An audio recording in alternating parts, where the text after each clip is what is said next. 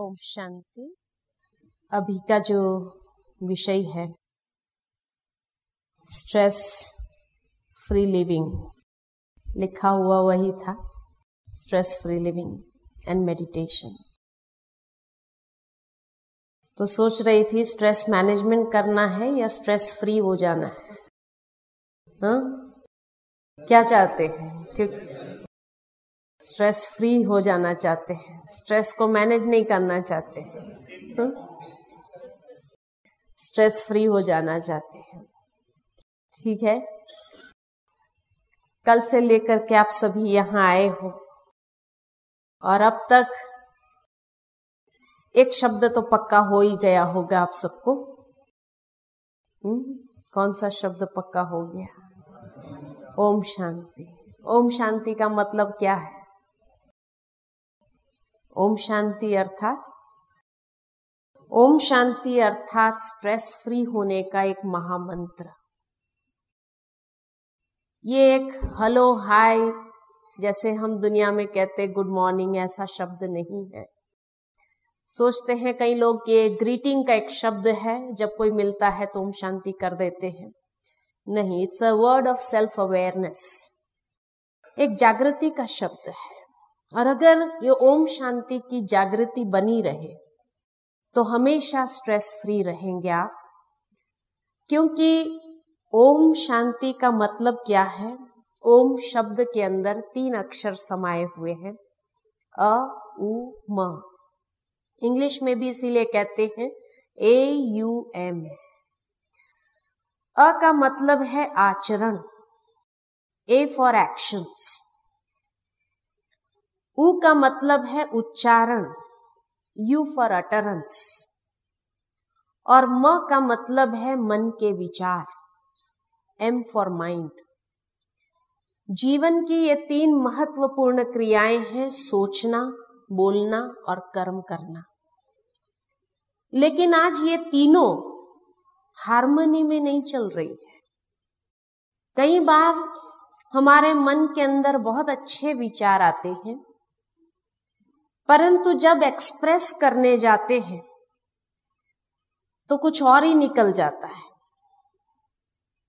बाद में सोचते हैं अरे ये शब्द तो नहीं निकलना चाहिए था, ये तो गलत हो गया, ये तो बहुत बड़ी मिसअंडरस्टैंडिंग क्रिएट करेगा।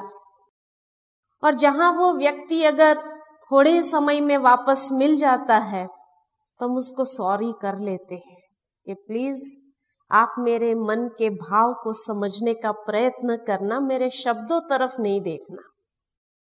यानी हम स्पष्ट शब्द में कहना चाहते हैं कि मेरे मन के भाव कुछ और है और मेरी वाणी कुछ और है, दोनों का आपस में तालमेल नहीं है।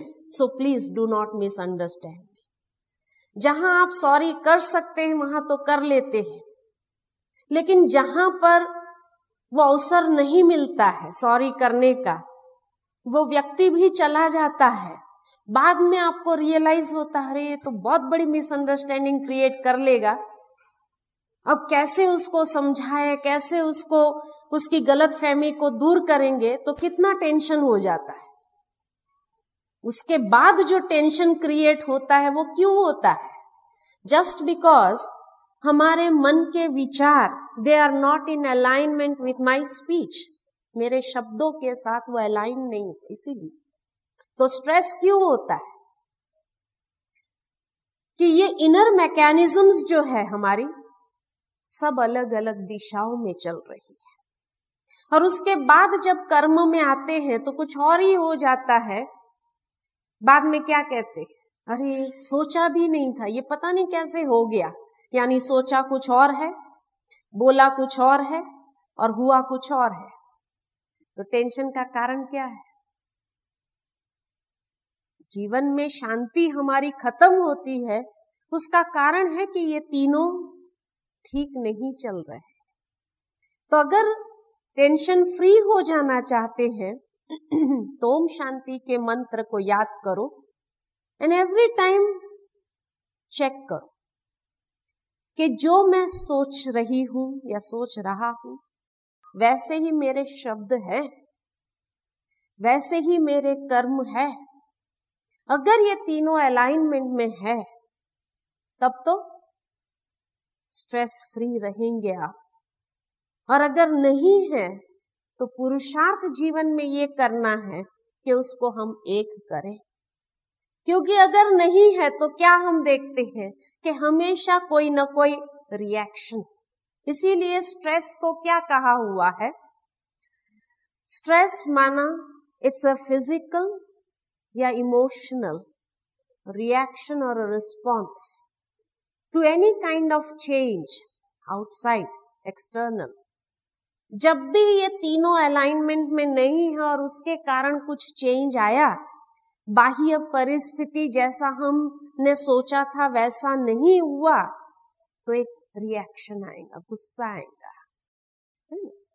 तो इसलिए गुस्सा, टेंशन, ये सब क्यों आता है? चिड़चिड़ापन, ये सब क्यों आता है? क्योंकि हमारे भीतर की शक्तियां जो है वो ठीक से हार्मनी में फंक्शन नहीं कर रही, इसीलिए। और उस कारण से इल्यूजन्स फिर क्रिएट होते, भ्रम क्रिएट होता है। और सबसे पहला भ्रम आता है मनुष्य जीवन के अंदर कि हमें डॉक्टर के पास जरूर जाना पड़ेगा। अब डॉक्टर को कंसल्ट करना पड़ेगा, टेंशन बहुत हो गया है, कोई साइकेट्रिस्ट को दिखाना पड़ेगा। ये भ्रम है एक्चुअली। वास्तव में हमारे भीतर के सिस्टम को ठीक करना है। साइकेट्रिस्ट के पास गए, साइकेट्रिस्ट को हमने अपनी प्रॉब्लम सुना दी, उसके बाद क्या? वो कुछ सहानुभूति के 2-4 शब्द कह देंगे या कुछ एक्सरसाइज दे देंगे, तुरंत मेडिसिन तो नहीं देगा वो भी, क्योंकि उसकी साइड रिएक्शंस बहुत होती है। इसीलिए कोशिश करेगा, यही कहेगा आप कोई मेडिटेशन सीख लो, यही कहेगा। आप अपने माइंड को रिलैक्स रखो, आनंद में रहो, आप उससे ज्यादा फायदा होगा। तो कौन सी बातें उसने बताई? ये नहीं जड़ को पकड़ के कहा कि हाँ तुम अपने भीतर के मैकेनिज्म्स को ठीक करो। ये तो स्थूल है, सोचना, बोलना और कर्म करना, जो बहुत ज्यादा हम, लेकिन उसके साथ जो कनेक्टेड फीलिंग्स है, इमोशंस है, ये सब बातें जो है, परसेप्शन है, बिहेवियर है, ये सब बातें, ये सब गड़बड़ा जाती है। विचार, फीलिंग्स, इमोशंस, परसेप्शंस, एटीट्यूड्स, ये सब कुछ गड़बड़ हो जाता है। और सब अलग अलग दिशाओं में जब फंक्शन करने लगता है तो व्यक्ति कितना फ्रस्ट्रेशन में आने लगता है। इसीलिए अंदर में इतना फ्रस्ट्रेशन, स्ट्रेस बनने लगता है।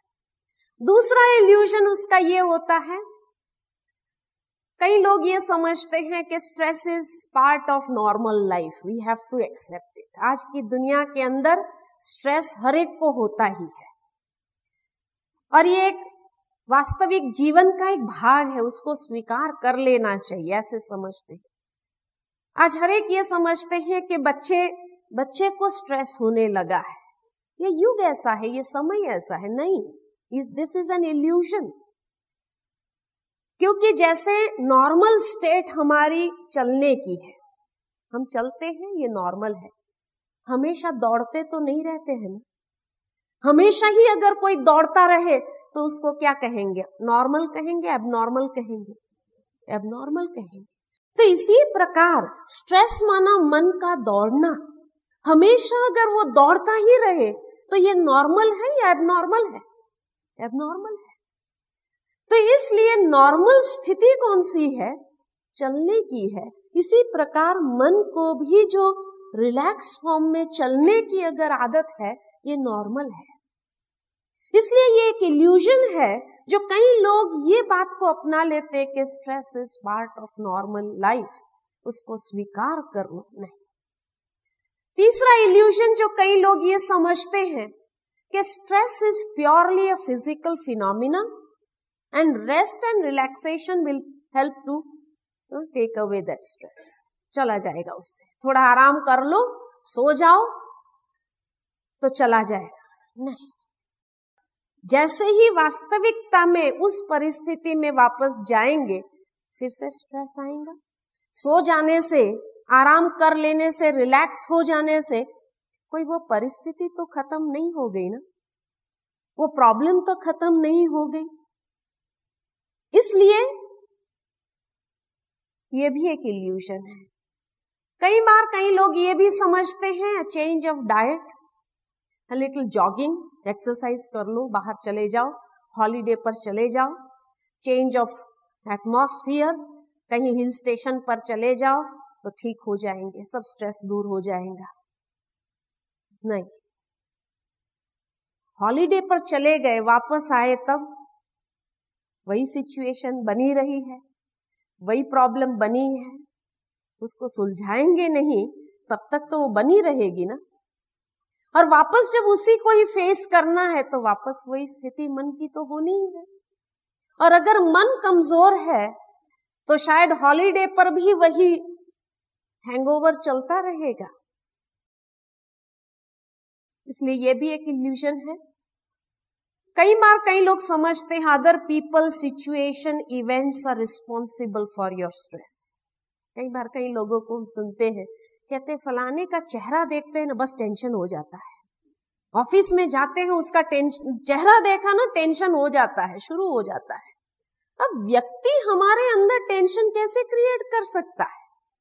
अगर व्यक्ति ने हमारे अंदर टेंशन क्रिएट किया तो कौन पावरफुल हुआ, वो व्यक्ति या हम? वो व्यक्ति पावरफुल हुए। और एक बार आपने ये व्यक्त कर दिया कि उसके कारण आपको स्ट्रेस हो रहा है, उसने भी समझ लिया कि ये व्यक्ति को अब मेरे से घबराहट हो रही है, तो वो क्या करेगा? वो आपकी कमजोरी को जब पकड़ लेता है, बच्चे को लगा तो नहीं, तो जब वो व्यक्ति भी आपकी कमजोरी को पकड़ लेता है कि हाँ भाई मेरा चेहरा देखने से इसको टेंशन हो रहा है, तो वो जानबूझ के घड़ी घड़ी सामने आएगा, करेगा ऐसे। कई बार कई लोग ऐसे ही करते हैं। तो इसलिए जब हमने ये कहा कि ये परिस्थिति, ये व्यक्ति के कारण मेरे अंदर स्ट्रेस क्रिएट हो रहा है, इसका मतलब the moment I point out my finger और put the blame on to somebody that they are responsible for creating stress in me, when I completely disempower myself and give my locus of control in the hands of people, situation, circumstances. When I am disempowered, empowerment है ही नहीं तो stress तो होगा ही। तो इसलिए why should I give my remote control in the hands of others? सुबह इंसान उठता है, अच्छे मूड में है, 1 घंटा बीता, किसी ने कोई इंफॉर्मेशन दिया फोन करके, माइंड अपसेट हो गया। 1 घंटा और बीता, न्यूज़पेपर पढ़ा, उसमें से कोई इंफॉर्मेशन मिली, टेंशन हो गया। 1 घंटा और बीता, ऑफिस में गए, वहां किसी ने कुछ शेयर किया, गुस्सा आ गया, चिड़चिड़ापन आ गया एकदम। क्या समझते हैं? 1 घंटा और बीता, किसी ने अच्छी बात कोई सुना दी, खुश हो गए, चलो बहुत अच्छा हुआ। 1 घंटा और बीता, किसी ने और कुछ कह दिया, माइंड एकदम नर्वस हो गया, एकदम अंदर में मन खाने लगा, गिल्टी फील करने लगे आदि। तो घंटे घंटे पर हमारी मनस्थिति का रिमोट कंट्रोल कहाँ है? किसके पास है? In the hands of others. किसने दिया ये रिमोट कंट्रोल? हमने दिया। जब हमने उनके ऊपर ब्लेम डाला और हमने अपने आप को डिसएम्पावर किया और लोकस ऑफ कंट्रोल हमने उनके हाथ में दे दिया, मीन्स हमने रिमोट कंट्रोल उनके हाथ में दे, तो वो तो क्या करेंगे? हर घड़ी उस रिमोट कंट्रोल से स्ट्रेस क्रिएट करते रहेंगे। इसलिए do not put the blame on to others. We are responsible. The golden rule for self-management, या stress-free living is, do not put the blame on to others. You are responsible for whatever is happening in your life. आज नहीं तो कल कहीं ना कहीं कुछ हमने किया है, उसका ही हमें उस परिणाम मिला है। इसलिए किसी और पर ब्लेम डालने की जरूरत नहीं। जब हम वो लोकस ऑफ कंट्रोल अपने हाथ में रखेंगे, nobody will be able to disturb my state of mind, my emotions, my behavior. Next, कई बार हम देखते हैं, कई लोग सोचते हैं बहुत काम कर लिया ना, 14 घंटा 18 घंटा काम कर लिया, इतनी डेडलाइंस को मीट करना पड़ा, इसलिए स्ट्रेस क्रिएट हो गया। नहीं, ये भी एक इल्यूशन है। व्यक्ति के अंदर जब उमंग उत्साह होता है तो वो कितना भी काम कर सकता है, लेकिन जब उसके अंदर उमंग उत्साह ही नहीं होता है, खुशी नहीं होती है, तो थोड़े घंटे काम करने के बाद भी वो स्ट्रेस फील करता है। और जब खुशी में जिस दिन होता है उस दिन सारा दिन कितना काम कर लेता है वो। तो इसलिए ये भी जरूरी नहीं है कि इतना घंटे हमने काम किया इसीलिए हमारे अंदर स्ट्रेस क्रिएट हो गया। नहीं, कई बार कई लोग ये भी समझते हैं कि ये सब मन की बात है। If you feel you experience stress means you experience stress. नहीं महसूस करो, कुछ भी नहीं होता है। नहीं, स्ट्रेस है, इग्नोर भी नहीं कर सकते हैं उसको कि हमें कभी स्ट्रेस होता ही नहीं, ये खाली एक सोचने की बात है। नहीं। और कई बार कई लोग ये समझते हैं कि सम स्ट्रेस इज नेसेसरी, थोड़ा स्ट्रेस तो होना ही चाहिए जीवन में, तभी हम पीक परफॉर्मेंस, अगर हमें एक डेडलाइन दी जाती है कि इतने समय तक हमें काम पूरा करना है, तो व्यक्ति के अंदर वो डेडलाइन के कारण वो करने की एक इच्छा पैदा होती है। ये भी इल्यूशन हो जाता है। वास्तव में स्ट्रेस क्या चीज है? स्ट्रेस एक्चुअली देखा जाए, स्ट्रेस माना क्या? Stress is equal to the pressure accumulated. जब भी काम ज्यादा हो जाता है, प्रेशर ज्यादा हो जाता है, और उसके साथ कोप अप करने की जो आंतरिक शक्ति चाहिए इंसान के अंदर, इनर स्ट्रेंथ, वो नहीं होती है, तब उसको स्ट्रेस फील होता है। When the pressures are too great and the strength to cope up with the pressures is not enough, तब वो स्ट्रेस फील होता है। और आज इंसान बीच में है, the individual is in the centre. Pressure चारों ओर से है उसके ऊपर। एक प्रेशर है उसके ऊपर पास्ट का, पास्ट की कुछ मेमोरीज ऐसी है जिसको भुलाना चाहते हुए भी इंसान भुला नहीं पाता है।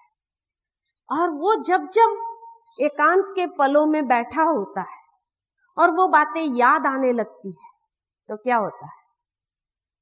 एक स्ट्रेस क्रिएट करती है, ये प्रेशर क्रिएट करती है दिमाग के ऊपर। तो एक प्रेशर है पास्ट का जो एक्यूमुलेट होता रहता है, दूसरा प्रेशर है व्यक्ति के ऊपर फ्यूचर का, भविष्य का। भविष्य का कौन सा प्रेशर है? We are living in an age, जिस एज को कहा जाता है it's an age of uncertainty, अनिश्चितता का समय है। कल क्या होना है मालूम नहीं, और इसलिए इस अनिश्चित काल में जहां जी रहे हैं वहां हर वक्त भविष्य का एक भय रहता है, फियर ऑफ द अननोन। पता नहीं ऐसा हो गया तो, ये हो गया तो, उसने ऐसा कह दिया तो, ये एक भय क्रिएट करता है। तो एक प्रेशर है पास्ट का, एक प्रेशर है फ्यूचर का, और वर्तमान के दो प्रेशर है। एक है जिसको कहा इंटरनल और एक है एक्सटर्नल। एक्सटर्नल हम समझ सकते हैं जो चीजों पर हमारा कंट्रोल नहीं है। गवर्नमेंट पॉलिसीज ऐसी है जिस पर हमारा कंट्रोल नहीं है, कंपटीशन का युग है जिस पर हमारा कंट्रोल नहीं है। तो ये सब बातें जिसके ऊपर हमारा कंट्रोल न हो, लेकिन फिर भी it is affecting my life, हमारे जीवन के साथ वो जुड़ा हुआ है, तो वो है एक्सटर्नल प्रेशर जो प्रेशराइज करता रहता है वर्तमान। और एक है इंटरनल प्रेशर। इंटरनल प्रेशर कौन सा है? मेरे अपने ही नेगेटिव विचारों का प्रेशर। आज घर में एक लड़का हो 16-17 साल का, जब बाहर जाता है वो कह के जाता है अपने पेरेंट्स को, शाम को 6 बजे मैं घर लौट आऊंगा। 6 बजा और वो घर नहीं लौटता है, 6:15 हुआ नहीं आया, तो पहला विचार कौन सा आता है, पॉजिटिव या नेगेटिव? नेगेटिव, है ना।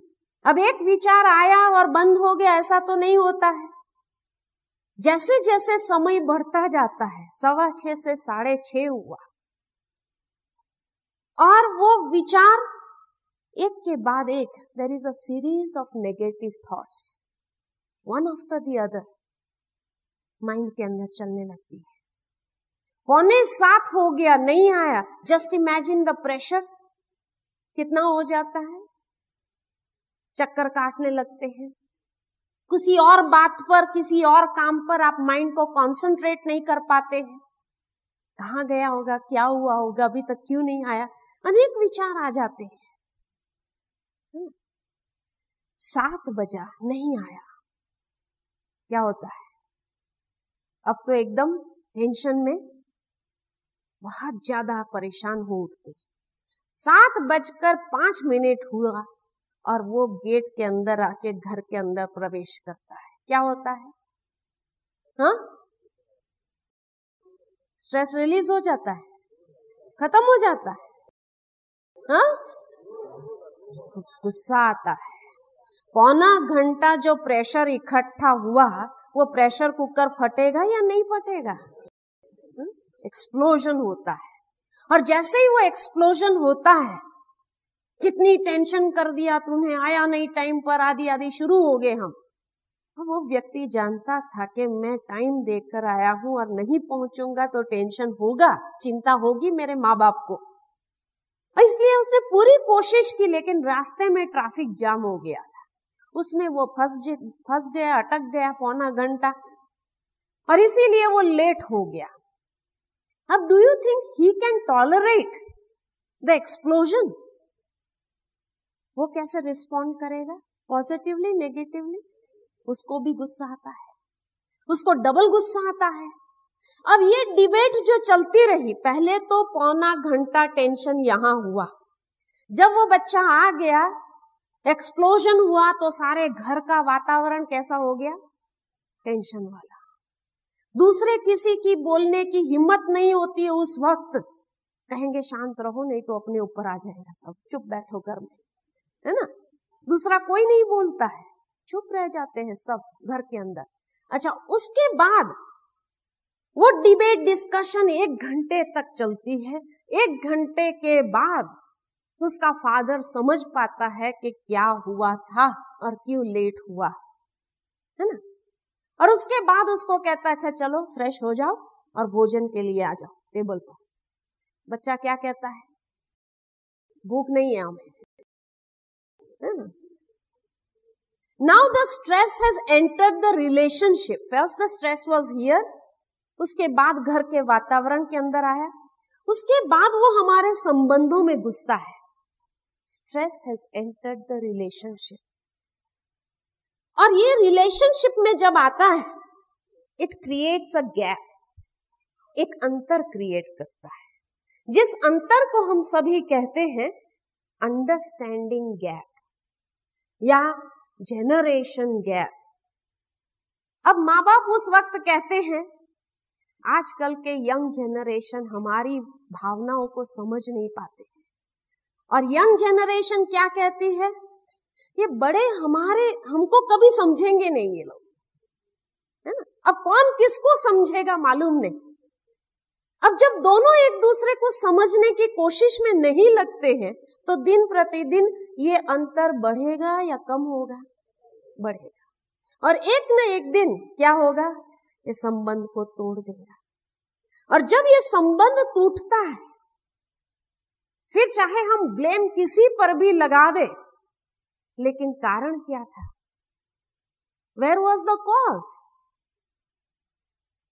ये स्ट्रेस जो रिलेशनशिप में आया, उसकी भी जड़ कहां थी, negative thinking, my own internal negative thinking.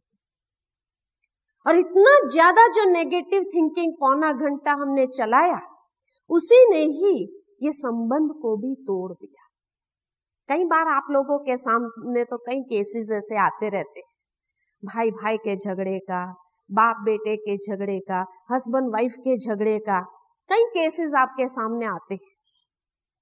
कोई अगर आपको आकर पूछे, मैं आपके पास ये केस आया, आखिर हुआ क्या था इनमें, तो क्या कहेंगे आप? अरे छोड़ो ना, एक छोटी सी मिसअंडरस्टैंडिंग, आपस में सुलझा नहीं सके तो यहां तक पहुंच गए। शुरू कहां से हुई थी? एक छोटी सी मिसअंडरस्टैंडिंग को लेकर के जो नेगेटिव थिंकिंग प्रोसेस मन के अंदर चला, उसको लेकर के आज यहां तक आ गए। यही होता है, और वो संबंध टूट जाता है। और उसके बाद कितना भी उसको जोड़ने का प्रयत्न करो, वो जुड़ता है? नहीं जुड़ता है। ये है स्ट्रेस। इसको कहा stress. When the pressure is too great and the inner strength to cope up with the pressure is not enough, then stress is experienced। और प्रेशर चारों ओर से इंसान कितना प्रेशर कोप अप करेगा। और इसलिए हमेशा देखा जाता है एक फैमिली बहुत जल्दी घुस जाती है व्यक्ति के जीवन में, संबंध में, व्यक्ति के परिवार में, और वो फैमिली, उससे सावधान रहना आप सभी भी, कहीं आपके घर में ना घुस जाए। वो फैमिली कौन है?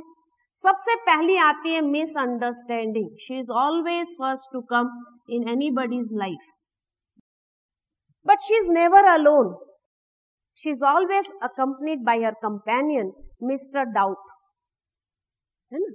जहां मिसअंडरस्टैंडिंग आती है वहां शंका कुशंका चालू हो जाती है। जरूर ऐसा ही होगा, यही कहा होगा, यही हुआ होगा, ऐसा ही होगा, ये अभी हमको बातें बना रहा है, बातें समझाने का प्रयत्न, यही होता है ना, है मिसअंडरस्टैंडिंग। और मिसअंडरस्टैंडिंग के पीछे क्या आता है? डाउट्स। और जहां ये दो इकट्ठे हो गए वहां उसकी चार क्रिएशन हमेशा साथ चलती है। और वो चार क्रिएशन कौन सी है? सबसे पहले मास्टर जेलसी, है ना, ईर्ष्या। एक दूसरे की वीकनेस ढूंढने लगते हैं, और जहां ईर्ष्या आई वहां नफरत, मास्टर हेट्रेड, नफरत आने लगती है एक दूसरे के प्रति। और जैसे ही नफरत आई, वैर, विरोध, एनिमोसिटी। और जहां ये तीन आ गए वहां चौथा, हाँ, इंडिया की नेशनल गेम कौन सी है? हाँ, इंडिया की नेशनल गेम जो वर्तमान समय में, हाँ,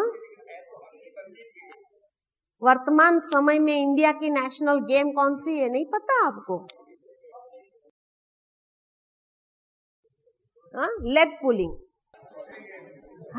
हर जगह पर लेग पुलिंग, है ना, टांग खींचना चालू हो जाता है। ये फैमिली में इतनी यूनिटी है, जहां भी ये जाते हैं ना, ये चारों इकट्ठे जाते हैं। और उसमें इतनी यूनिटी है, शायद आपके परिवार में इतनी यूनिटी नहीं होगी जितनी इनके परिवार में। और जहां ये जाते हैं इकट्ठे चले जाते हैं, और जब तक वो संबंध टूटता नहीं तब तक वो वहीं रहते हैं, निकलते भी नहीं है इतना जल्दी, क्योंकि गलत फहमियां इतनी जल्दी थोड़ी खत्म हो जाती है, बहुत टाइम लगता है उसको। और मिसअंडरस्टैंडिंग आती कैसे? आप सबके पास डायरी पेन तो है, एक छोटी एक्सरसाइज करते हैं। सबके पास डायरी पेन है, एक लकीर खींचिए, एक लकीर खींचिए, कोई भी छोटा कागज का टुकड़ा भी हो उस पर भी एक लकीर खींच सकते हो।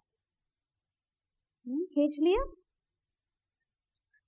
कैसे भी खींचो, ठीक है, सभी ने खींच लिया। अच्छा, अब अपने पहले नाम का पहला और आखिरी अक्षर दोनों तरफ लिखो। पहले नाम का पहला और आखिरी अक्षर दोनों तरफ लिखो। Write the first and the last letter of your first name at each end. लिखा? Write the first and the last letter of your first name at each end. लिख लिया सभी ने? अच्छा, कितनों ने पहला अक्षर यहां लिखा और आखिरी अक्षर यहां लिखा? Just raise your hands. पहला अक्षर एक तरफ, आखिरी अक्षर एक तरफ। ओके। कितनों ने पहला और आखिरी यहां लिखा, पहला और आखिरी यहां लिखा, दो दो लिखा? जिसको मालूम होगा, दो तीन। हमने क्या कहा था? हमने क्या कहा था? हमने क्या कहा था? अपने पहले नाम का पहला और आखिरी अक्षर दोनों तरफ लिखो, ये कहा था।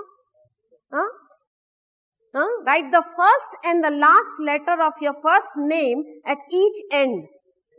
कहा था कि नहीं कहा था? यही कहा था। कि दूसरा कुछ कहा था? यही कहा था। फिर क्या हुआ? फिर क्या हुआ? मिसअंडरस्टैंडिंग हो गई इतना जल्दी? एक दो मिसअंडरस्टैंडिंग कर सकते थे, लेकिन मेजॉरिटी, एक दो के सिवाय, एक दो को छोड़ करके बाकी मेजॉरिटी की मिसअंडरस्टैंडिंग। 99%। अब प्रॉब्लम कहां था? आपके तरफ था या मेरे तरफ था? मेरा बोलना ठीक नहीं था क्या? मुझे डाउट आ रहा है कि अगर ये सिंपल सेंटेंस मिसअंडरस्टैंडिंग हो सकता है, तो मैं आधा पौना घंटा से जो बोल रही हूं, कितना मिसअंडरस्टैंडिंग हुआ होगा? हमारा कम्युनिकेशन ठीक नहीं है, ठीक नहीं है, समझ में नहीं आ रही है लैंग्वेज, आप सुनते नहीं है तो क्या कर रहे थे? अगर सुन नहीं रहे थे तो क्या कर रहे थे? स्ट्रेस में थे। क्या स्ट्रेस आ गया इसमें? इतना सिंपल सेंटेंस था। क्या है कि इतना सिंपल, कई बार तो ऐसा होता है कि कोई लाइंस या कोई वाक्य ऐसे होते हैं जिसके दो दो अर्थ निकलते हैं, तो मिसअंडरस्टैंडिंग होने की पूर्ण संभावना होती है। लेकिन ये तो इतना सिंपल सेंटेंस था जिसका एक ही मीनिंग था कि अपने पहले नाम का पहला और आखिरी अक्षर दोनों तरफ लिखो। फिर भी मिसअंडरस्टैंडिंग।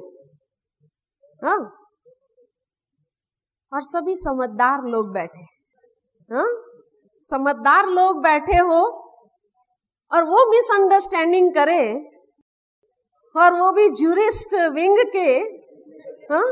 आप एडवोकेट्स अगर मिसअंडरस्टैंडिंग कर लेंगे तो क्या होगा फिर?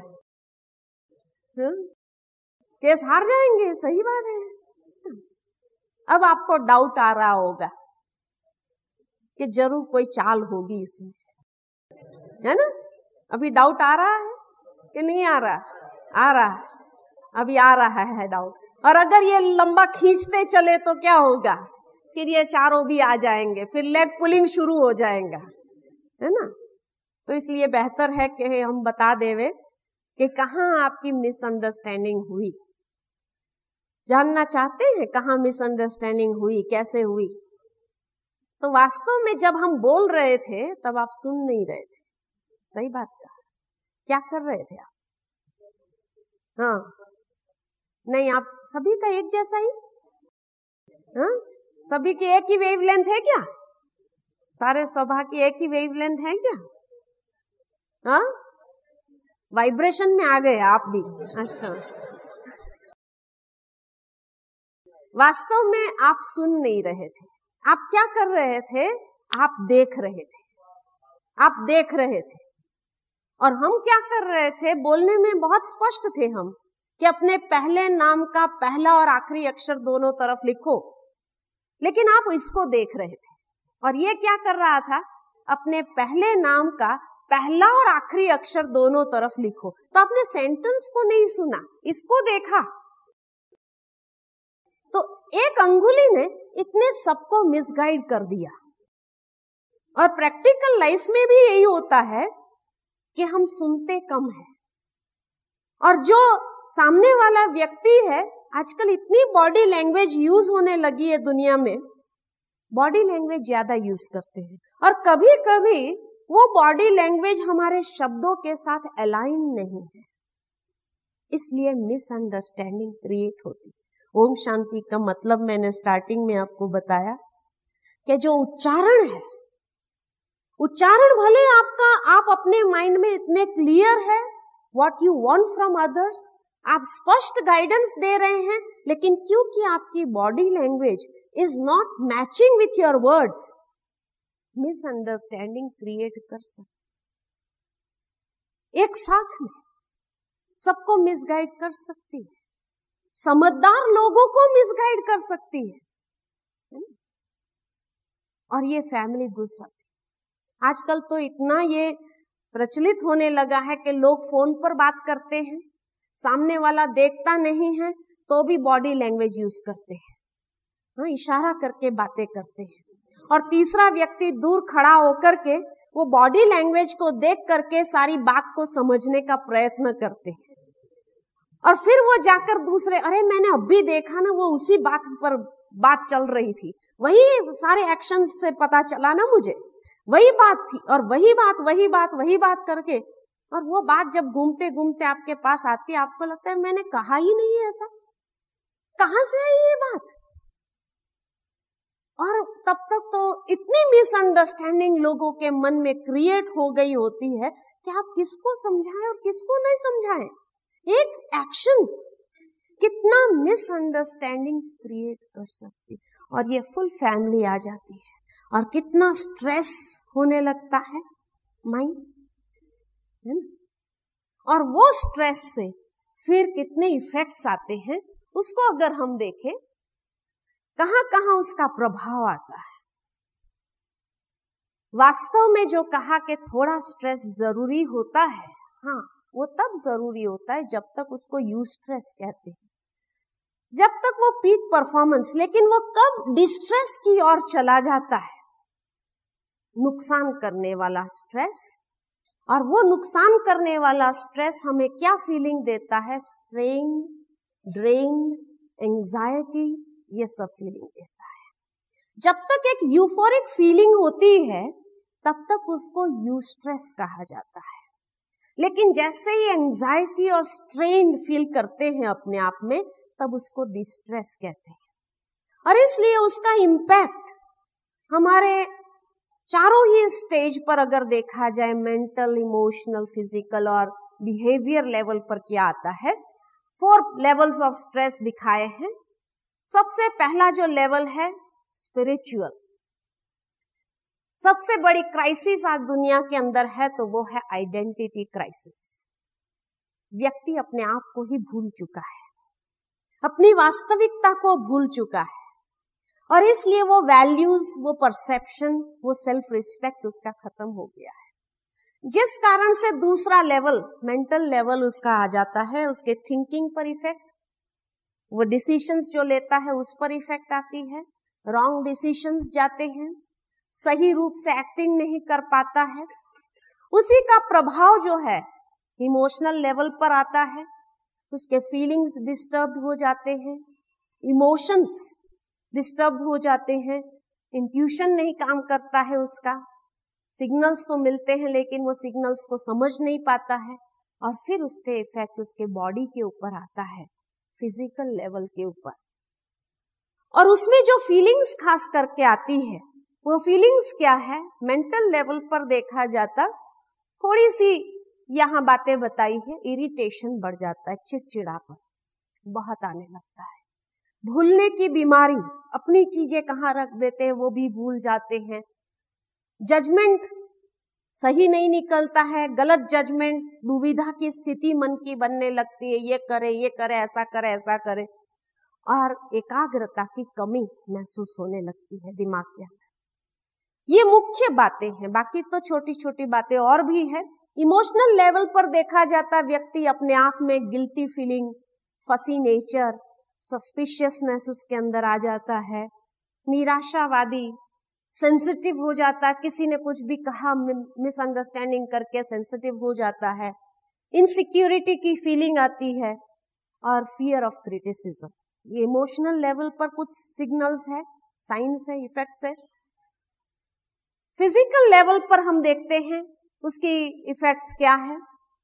फिजिकल लेवल पर भी मसल्स टेंस हो जाते हैं, इरेग्युलर ब्रीदिंग आने लगती है, ईसीजी उसका खराब निकलता है, हाथ जैसे ठंडे हो जाते हैं, या स्वेटिंग पाम्स, बहुत ज्यादा पसीना निकलता है, डायरिया हो जाते हैं, चक्कर आते हैं, या ड्राइनेस, बॉडी के अंदर खुश्की आने लगती है।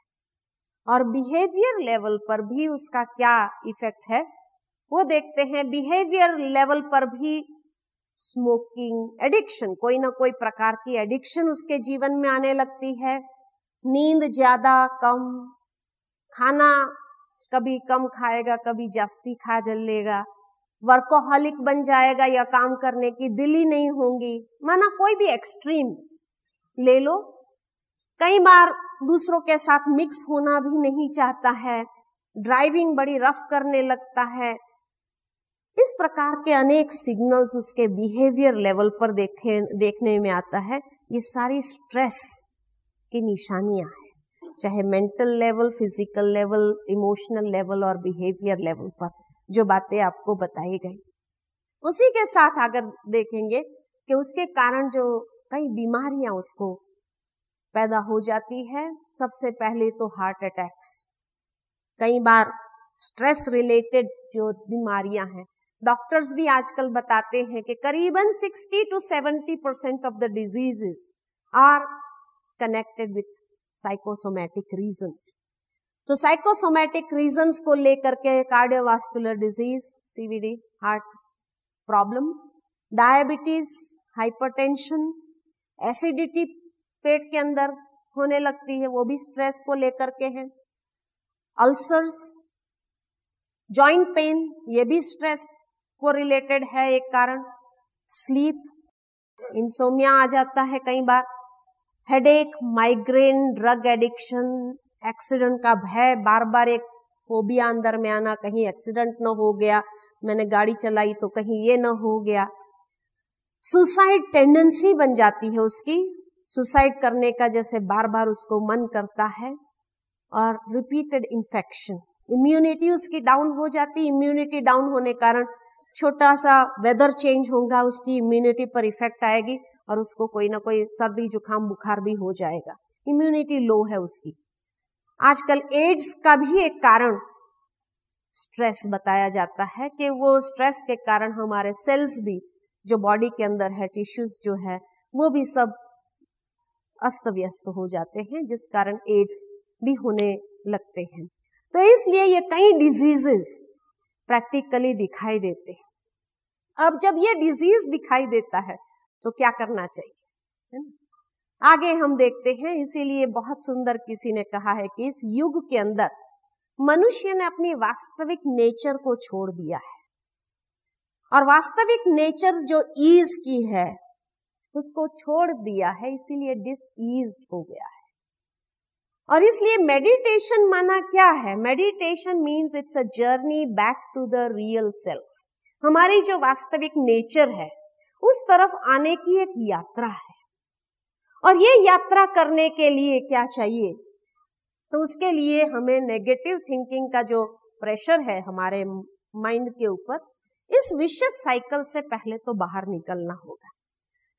पहले तो थिंकिंग हमारी जब नेगेटिव होती है तो नेगेटिव थिंकिंग को लेकर के क्या विशियस साइकिल आगे चलता है? फीलिंग्स अनरीजनेबल हो जाती है, नेगेटिव इरेशनल हो जाती है, उस कारण हमारा बिहेवियर भी वैसा हो जाता है।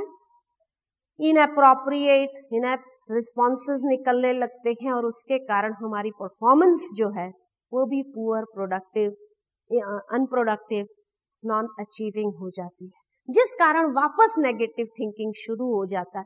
तो ये एक विशियस साइकिल है, और जो व्यक्ति इस विशियस साइकिल में एक बार फंस गया उसमें से फिर बाहर निकलना उसका बहुत मुश्किल है। इसलिए जब ये विशियस साइकिल में इंसान फंसता है तो इसकी निशानी क्या है? उसकी निशानी अगर देखेंगे नेगेटिव थिंकिंग की, फीलिंग ऑफ होपलेसनेस, निराशावादी की एक फीलिंग आ जाती है उसके अंदर।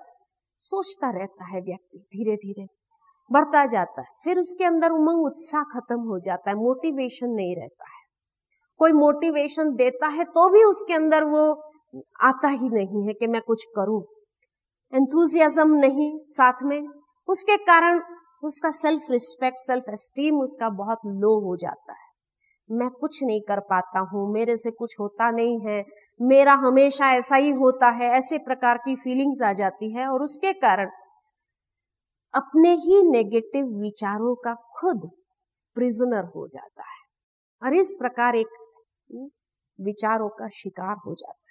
उसके लिए सबसे पहली चीज हमें जो करने की है वो है कि हमें अपने एटीट्यूड को चेंज करने के लिए, इसलिए जब भी स्ट्रेस आता है, स्ट्रेस इज अ मैसेंजर, एक संदेश लेकर के आता है। और वो संदेश क्या है? संदेश है, it's a form of a pain that comes to tell me that there is something I need to change. माना जब भी स्ट्रेस आया तो समझो ये एक संदेश है। संदेश क्या है? कि मुझे अपने आप में कुछ परिवर्तन करने की आवश्यकता है। दूसरों पर दोष डाल करके ये चेंज हो जाए, वो चेंज हो जाए, वो चेंज हो जाए, नहीं, दूसरे को चेंज करने की रिस्पॉन्सिबिलिटी हम नहीं ले सकते हैं। कम से कम हम अपने आप को चेंज करने की रिस्पॉन्सिबिलिटी तो ले सकते हैं ना। तो इसलिए ये संदेश को समझो कि मुझे या तो अपने विचारों में चेंज लाना है, या अपने बोल में चेंज लाना है, या अपने व्यवहार में कहीं ना कहीं मुझे चेंज लाने की जरूरत है। और ये पेन एक मैसेंजर है that comes to tell me that there is something I need to learn. वो चेंज लाने के लिए मुझे कुछ सीखने की आवश्यकता है, क्योंकि चलते चलते जीवन में हमने बहुत कुछ सीख लिया है जो नहीं सीखना चाहिए था। इसलिए अब कुछ अनलर्निंग करना होगा और कुछ रीलर्निंग करना होगा। तो क्या चेंज करना है? सबसे पहला चेंज जो हमें लाना है, एटीट्यूड। और इसलिए एटीट्यूड में क्या चेंज लाना है? एटीट्यूड किसको कहते हैं? जो हमें ऊंचा उठाता है, big shots in your mental life, एक प्रकार की आदत भी कही जा सकती है, लेकिन हमेशा जैसे स्वयं को आगे रखने की भावना है। कोई भी हमारा सेल्फ रिस्पेक्ट नहीं छीन सकता जब तक हम उनको देते नहीं।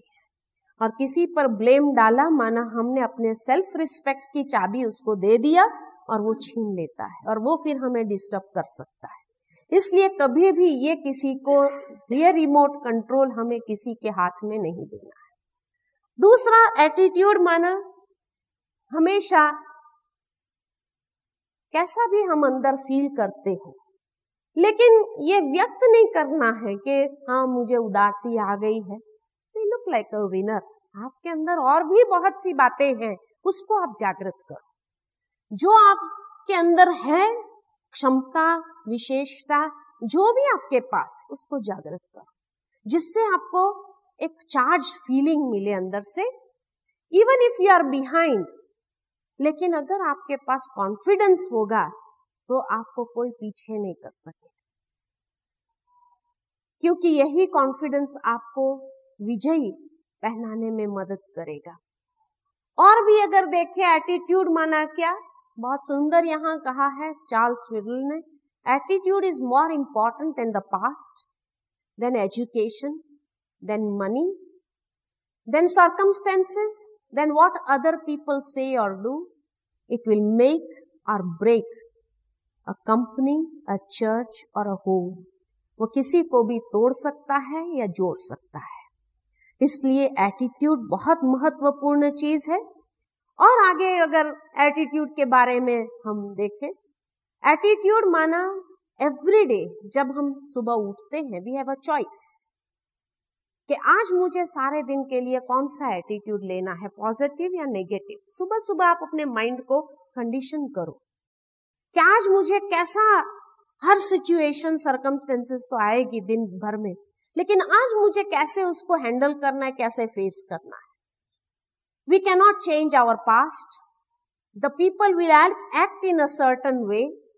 We cannot change the inevitable. जो होनी है उसको भी बदली नहीं कर सकते हैं, लोगों को भी बदली नहीं कर सकते हैं, भूतकाल को भी बदली नहीं कर सकते। इसलिए उसके बारे में मुझे सोचना नहीं है। We can not change the inevitable. The only thing we can do is play on this one string of attitude. कि अच्छा एटीट्यूड रख करके मुझे चलना है या बुरा एटीट्यूड, नेगेटिव एटीट्यूड लेकर के चलना है, ये मुझे अपने आप में डिसाइड करना है सुबह उठते ही। और अगर आगे देखें पॉजिटिव एटीट्यूड किसको कहा जाता है, 5 बातें हैं पॉजिटिव एटीट्यूड में। 5 बातें हैं। थिंक, पॉजिटिव थिंकिंग किसको कहते हैं, जिससे एटीट्यूड बनता है। Think about the advantages of every situation. हर बात में भले बाहर का स्वरूप कितना भी बुरा क्यों ना हो, लेकिन उसके भीतर कुछ ना कुछ अच्छाई समाई हुई है। इसलिए कहते हैं कि कोयले की खान में हीरा निकलता है, चारों ओर काला ही काला है, लेकिन उसके भीतर हीरा है। दूसरा, learn something from every situation. सीखने की भावना रखो। जब सीखने की भावना होगी तो हर बात में पॉजिटिव दिखाई भी देगा। तीसरी बात, live in the present. Past की बातों के लिए किसी ने बहुत सुंदर कहा है, past is like a cancel cheque. आपके हाथ में कैंसल चेक हो, क्या मिलेगा आपको? कुछ नहीं मिलेगा। जो चला गया, जो पास्ट हो गया, इट्स अ कैंसल चेक। और फ्यूचर के लिए कहा it's a promissory note. Promissory note का क्या मिलेगा आपको? वो भी गारंटी नहीं है, प्रॉमिसरी नोट है, खाली गारंटी नहीं है ना। मिल भी सकता है या नहीं भी मिल सकता है, लेकिन जो आपके पास प्रेजेंट है, प्रेजेंट इज लाइक कैश, उसका तो आप उपयोग करो। उस कैश को छोड़ करके आप कैंसल चेक को लेकर के रिग्रेट्स कर रहे हैं, या फ्यूचर की प्रॉमिसरी नोट को पकड़ करके एक आशा में बैठे हो मिल जाएगी मिल जाएगी, और प्रेजेंट का जो आपके हाथ में कैश है उसका उपयोग नहीं कर रहे। Live in the present. चौथी बात, focus on the challenges and solutions. हर वक्त जब किसी भी सिचुएशन को चैलेंज के रूप में देखते हैं तो आपके अंदर उमंग आएगा उसको पार करने का। अरे छोड़ो ना, वही बातें हैं, वही चीजें हैं, इस प्रकार का अगर एटीट्यूड बन जाए तो कभी भी अच्छी बातें होंगी तो भी आप उसमें आगे नहीं बढ़ सकेंगे, अपॉर्चुनिटीज भी आप मिस करते रहेंगे। Be hopeful and be proactive, ये 5 बातें हैं। And look on the brighter side. हर चीज की 2 साइड होती है, एक डार्क साइड, एक ब्राइटर साइड। जितना उसको ब्राइटर साइड देखने का मन आप परसीव करेंगे, परसेप्शन अगर हमारा ठीक है, ये 5 बातों को लेकर के एटीट्यूड बनता है व्यक्ति के जीवन का। तो ये 5 बातों को हमेशा साथ में रखेंगे तो कभी आपके अंदर स्ट्रेस नहीं आएगा, है ना। उसके बाद भी मान लो कि कुछ बातें आ भी जाए जीवन के अंदर, तो वो भी कुछ बातें सिखाती है। स्ट्रेस आ भी जाए तो उसको मैनेज करने के लिए क्या करना चाहिए? Reasonable man adopts himself to the world, unreasonable perish, खत्म हो जाते हैं वो, क्योंकि वो दूसरों को अपने में ढालने का प्रयत्न करते हैं, वो कभी होने वाला है नहीं। हम जैसे चाहे वैसे ही सब चले ये जरूरी नहीं है। वो एक समय था, चला गया। आज की जनरेशन इस प्रकार नहीं चलेंगे और इसलिए आप मिट जाएंगे, लेकिन वो नहीं चलेंगे। तो इसलिए उनको अपने में ढालने के लिए आप चाहे तो एक रोल मॉडल बन जाओ, सोर्स ऑफ इंस्पिरेशन बन जाओ, वो बात अलग है, लेकिन उसको ढालने के लिए जबरदस्ती करेंगे तो आप खुद मिट जाएंगे, उसको नहीं ढाल पाएंगे। उसके बाद कई फेलियर्स अगर जीवन में आए भी, गीता के अंदर भी इसीलिए लिखा है कि मन का राजा बनो, मन का मालिक बनो। मन जीते जगत जीत, जिसने मन को जीता है उसने जगत को जीता बराबर है। और यही राजयोग का एसेंस है। राजयोग माना भी कि अपने मन को समझो और अपने मन को अपना मित्र बनाओ, और जब मन को अपना मित्र बना लेते हैं तब आप बहुत कुछ जीवन में कर सकेंगे। Become the master of your own mind. जब भी जीवन में फेलियर्स आते हैं, जीवन है तो कभी सक्सेस मिलेगा, कभी फेलियर भी मिलेगा। ऐसा तो नहीं कि हर बार ही हम सक्सेसफुल होने वाले हैं। तो फेलियर इज नेवर फाइनल, सोच लो, हमेशा के लिए ये नहीं है। Every and is a beginning, वो एक नई शुरुआत है किसी और बात के लिए। So say farewell to the failure and hello to success. You are never really defeated until you stop trying। जिस दिन हमने पुरुषार्थ को बंद कर दिया, करने का प्रयत्न छोड़ दिया, उस दिन सचमुच फेलियर आ गया जीवन में। जब तक आपने पुरुषार्थ को बंद नहीं किया है, तब तक आप फेल नहीं हुए हैं। कई बार कई लोग कहते हैं लेकिन कहीं विघ्न हमारे जीवन में आ जाते हैं और इतने बड़े विघ्न दिखाई देते हैं, तब क्या करें? ऑब्स्टेकल्स तो आएंगे, लेकिन उन ऑब्स्टेकल्स को कैसे फेस करें? एक्सेप्ट उसको फेस करने की बात नहीं है, दे बिकम स्टेपिंग स्टोन्स। वो जैसे चढ़ने की सीढ़ी बन जाती है, to some and failures to some. जो पुरुषार्थ करना छोड़ देता है उसके लिए फेलियर बन जाता है, जो उसको स्टेपिंग स्टोन समझ लेता है वो जीवन में आगे बढ़ जाता है। एक बात सुंदर कही हुई है, स्टॉप वरिंग। चिंता अक्सर कौन सी बात की होती है? पता नहीं फलाना मेरे लिए क्या सोच रहा होगा, ये ज्यादा चिंता होती है ना। फलाना मेरे लिए क्या सोच रहा होगा। Stop worrying about what the other person is thinking about you, because he is worried about what you are thinking about him. वो इसी चिंता में है कि आप उसके बारे में क्या सोच रहे हैं। इसीलिए आप ये भी चिंता नहीं करो, क्योंकि वो भी चिंता में ही है कि पता नहीं ये मेरे लिए क्या सोच रहा होगा। इसलिए ये चिंता भी नहीं करो, वो कुछ नहीं सोच रहा है, वो यही चिंता में है कि आप उसके बारे में क्या। इसलिए आप अपना छोड़ दो उन सब बातों को और आगे बढ़ना चालू करो, ठीक है ना। और आगे देखेंगे, सेल्फ के अंदर इतनी शक्ति है, अथाह शक्ति। मेडिटेशन हमें यही कहती है, अंदर में एक साइलेंट, अनबाउंड, इन्फिनिट शक्ति है माइंड के पास। उसको एक्सप्लोर करो, उसको बाहर ले आओ, टैप करो, और जो व्यक्ति को इतना डायनेमिक बना सकती है, इतना आगे बढ़ा सकते हैं, इतनी उसके अंदर शक्ति है, क्षमता है। और इसीलिए कुछ गाइडिंग प्रिंसिपल्स हम आज आपको दे देते हैं। सबसे पहली बात कि उसके बाद भी अगर कुछ हो जाए, स्ट्रेस आ जाए कोई कारण से, तो क्या समझ लेना चाहिए उस चीज को। लाइफ इज अ गेम, जीवन एक खेल है। क्रिकेट का खेल तो देखा होगा सभी ने, हाँ, क्रिकेट का खेल देखा है ना, अच्छा लगता है, हाँ?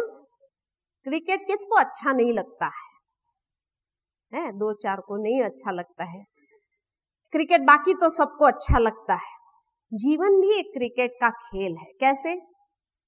क्रिकेट के खेल में क्या होता है, एक बैट्समैन होता है, एक उसका साथी होता है सामने, और बाकी चारों ओर फील्डर्स होते हैं। क्रिकेट के अंदर कोई भी बॉल बैट्समैन के हिसाब का आता है, अपनी चॉइस का आता है।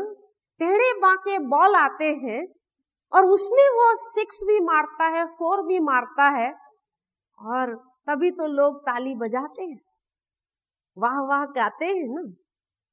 उसके साथी जो बकअप करने लिए बैठे हैं वो भी बहुत दूर बैठे हैं, चारों ओर उसको आउट करने के लिए फील्डर, और उसके एकदम पीछे जो खड़ा होता है कि कब मौका मिले इसको आउट कर दे, क्लीन बोल्ड कर दे या रन आउट कर दे, जिस भी रीति से। तो जीवन भी ऐसा है, आपके साथ में आपका साथी जो होगा ना, वो तो कहीं दूर होगा, अगर साथ में भी होगा तो भी आपको कितनी हेल्प कर सकेगा, कुछ रन बनाने में हेल्प कर लेगा, कुछ सॉल्यूशन को, कोई बातों को सुलझाने में आपको हेल्प कर देगा, लेकिन बाकी समय तो आपको खेलना है। और जितनी भी परिस्थिति रूपी बॉल आते हैं, समस्या रूपी बॉल आते हैं, कोई भी बॉल आपके हिसाब का होता है। और चारों ओर समाज में कौन खड़े हैं?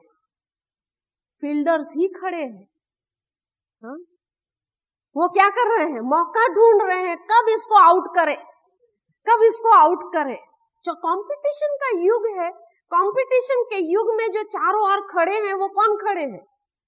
आपके साथी बकअप करने वाले कितने दूर खड़े हैं, उसकी आवाज कभी कभी तो सुनाई भी नहीं देती है कि वो हमें बकअप करने लिए कहते हैं, लेकिन चारों ओर कंपटीशन के कारण कौन खड़े हैं? हाँ, आपके साथ में कौन खड़े हैं? फील्डर्स ही फील्डर्स है। लेकिन ऐसे समय में आप इन सब फील्डर्स के होते हुए भी आप 4 लगाओ और 6 लगा दो, तब तो लोग क्या कहेंगे? तालियां बजाएंगे, वाह वाह वाह वाह वाह कर देंगे। तो जीवन भी क्या है, जब क्रिकेट का खेल देखने का इतना शौक है और वहां खुश हो जाते हैं, तो जीवन एक क्रिकेट का खेल है, वहां खुशी नहीं होती है। होनी चाहिए नहीं होनी चाहिए? होनी चाहिए ना। तो अब से क्या करेंगे? अब से क्या करेंगे? समझ के चलो चारों ओर फील्डर्स ही खड़े हैं जो मुझे आउट करने के लिए तत्पर है ना। ये कब आउट हो जाए, कब इसको दे दे, दिखा दे, हम वो आउट करने की पूरी कोशिश में लगे हुए हैं। लेकिन आपको क्या करना है? हाँ, 6 है ना, 6 मारनी है एकदम। जो भी बातें आए टेंशन में नहीं, टेंशन में रहेंगे तो आउट हो जाए, पूरी संभावना है। इसलिए टेंशन में नहीं रहना है, लेकिन खुशी खुशी में आप चलते चलो। तो दूसरे सोचेंगे भाई इसके पास ऐसी क्या चीज है, ये टेंशन में क्यों नहीं आता है। पहले तो छोटी छोटी बातों में टेंशन में आ जाता था, आजकल ये ब्रह्मा कुमारी में होने के बाद आया है, पता नहीं क्या हो गया है उसके ऊपर। लोग यही कहेंगे है ना कि पता नहीं वहां क्या जादू कर दिया इसके ऊपर ब्रह्मा कुमारीज ने, जो तब से लेकर ये जब देखो खुश है। उसको टेंशन नहीं हो रहा है, हमारा कोई रिमोट का बटन काम नहीं कर रहा है। ऐसे देखे वो आपको और आपसे प्रेरणा ले आपको पूछने आए, भाई तुम्हें क्या मिला है? कुछ हमें भी दे दो, है ना। तो जीवन भी एक खेल है और इस तरह से अगर ये खेल को खेलेंगे बड़ा आनंद आएगा। उसके बाद कुछ हुआ तो जैसे ये इटर्नल प्रिंसिपल्स इसीलिए आपको दे रही हूं, अनादि सिद्धांत है ये जीवन के। You are what you think. आप जैसे सोचेंगे ना वैसे ही आप बन जाएंगे। खुशी की बातें सोचेंगे तो खुश हो जाएंगे, उदासी की बातें सोचेंगे, उसने ऐसा कहा, उसने ऐसा कहा, उसने ऐसा कहा, तो क्या हो जाएगा? एकदम डिप्रेस्ड हो जाएंगे, आप नर्वस हो जाएंगे। इसलिए you are what you think. जैसे आप अपनी क्वालिटी के विचार बनाएंगे वैसे आपका जीवन बनेगा। इसलिए अपने विचारों की क्वालिटी को अच्छी रखो हमेशा। तीसरा सिद्धांत है positive is always stronger than negative. ये याद रखना। कई बार कई लोग समझते हैं अरे हम पॉजिटिव रहेंगे ना, लोग समझेंगे ये कायर है, पॉजिटिव पॉजिटिव पॉजिटिव करता रहता है, ये कायर है। नहीं, ये कायरता की निशानी नहीं है। मुझे एक शास्त्र की बात याद आती है कि रावण जैसा रावण इतना शक्तिशाली था, ये तो हम सभी जानते हैं कि रावण कितना शक्तिशाली था। और रावण इतना शक्तिशाली, उसको इतना घमंड। जब श्री राम को पता था कि भाई रावण के पास जो शक्ति है जिसके ऊपर उसको इतना घमंड है वो उसकी अपनी शक्ति नहीं है, क्योंकि रावण ने भी वो शक्ति कहां से प्राप्त की थी? शिव से तपस्या करके प्राप्त की थी। और इसलिए लंका जाने से पहले जब वो रामेश्वरम पहुंचे तो श्री राम ने भी यही सोचा कि उसके बराबर की शक्ति मेरे पास होनी चाहिए, तभी मैं उसको डिफीट कर सकूंगा। इसलिए उसने शिव जी की स्थापना करने की सोची और यज्ञ करके मंत्र उच्चारण से वो शक्ति को हासिल करने का सोचा। अब उसके साथ तो सारी बंदर सेना थी और वो तो क्षत्रिय था, मंत्र उच्चारण करना तो उसको आता नहीं था। अब यज्ञ स्थापन करने के लिए भी ब्राह्मण चाहिए और पूरे इलाके में एक ही इतना पावरफुल ब्राह्मण था, रावण। रावण तो ब्राह्मण था, बड़ा विद्वान था। तो श्री राम ने भी सोचा कि ये यज्ञ अगर सही रीति से कर सकेगा तो रावण ही कर सकेगा। तो वो सबसे पहले हनुमान जी को भेजते हैं कि आप जाओ और रावण को ले आओ यहाँ पर यज्ञ स्थापना करने के लिए, और मंत्र उच्चारण विधि सर करके ये युद्ध, ये शक्ति हासिल करवाने के लिए। तो हनुमान जी तो उड़ के जाते हैं, रावण के दरबार में जाकर रावण से कहते हैं, हे रावण, भगवान श्री राम को यज्ञ रचना है, मंत्र उच्चारण के साथ विधि से वो यज्ञ करना है, तो आप चलो। तो रावण ने क्या कहा होगा, मैं नहीं आता हूं, जाओ, है ना। वो थोड़ी आ जाएंगे ऐसे कहने से, मना कर दिया उसने। अभी जबरदस्ती तो नहीं कर सकते थे, ऐसे ही लौट आया। आने के बाद उसने श्री राम से कह दिया कि वो तो मना करते हैं। तो श्री राम ने लक्ष्मण जी को बुलाया, बोला इधर आओ, तुम जाओ, उसको बुला के ले आओ। लक्ष्मण जी सोच में पड़ गए, जिसको हनुमान जी बुला के नहीं ला सके, मैं तो उसको कैसे ले आऊंगा। तो उसके जो एक्सप्रेशन थे वो श्री राम ने पढ़ लिए। तो श्री राम ने हनुमान जी को बुलाया और कहा, तुमने वहां जाकर क्या कहा था। मैंने बस उसको कहा जाकर उसके दरबार में, हे रावण, भगवान श्री राम को यज्ञ करना है, आप चलो। तो राम को भी हंसी आ गई।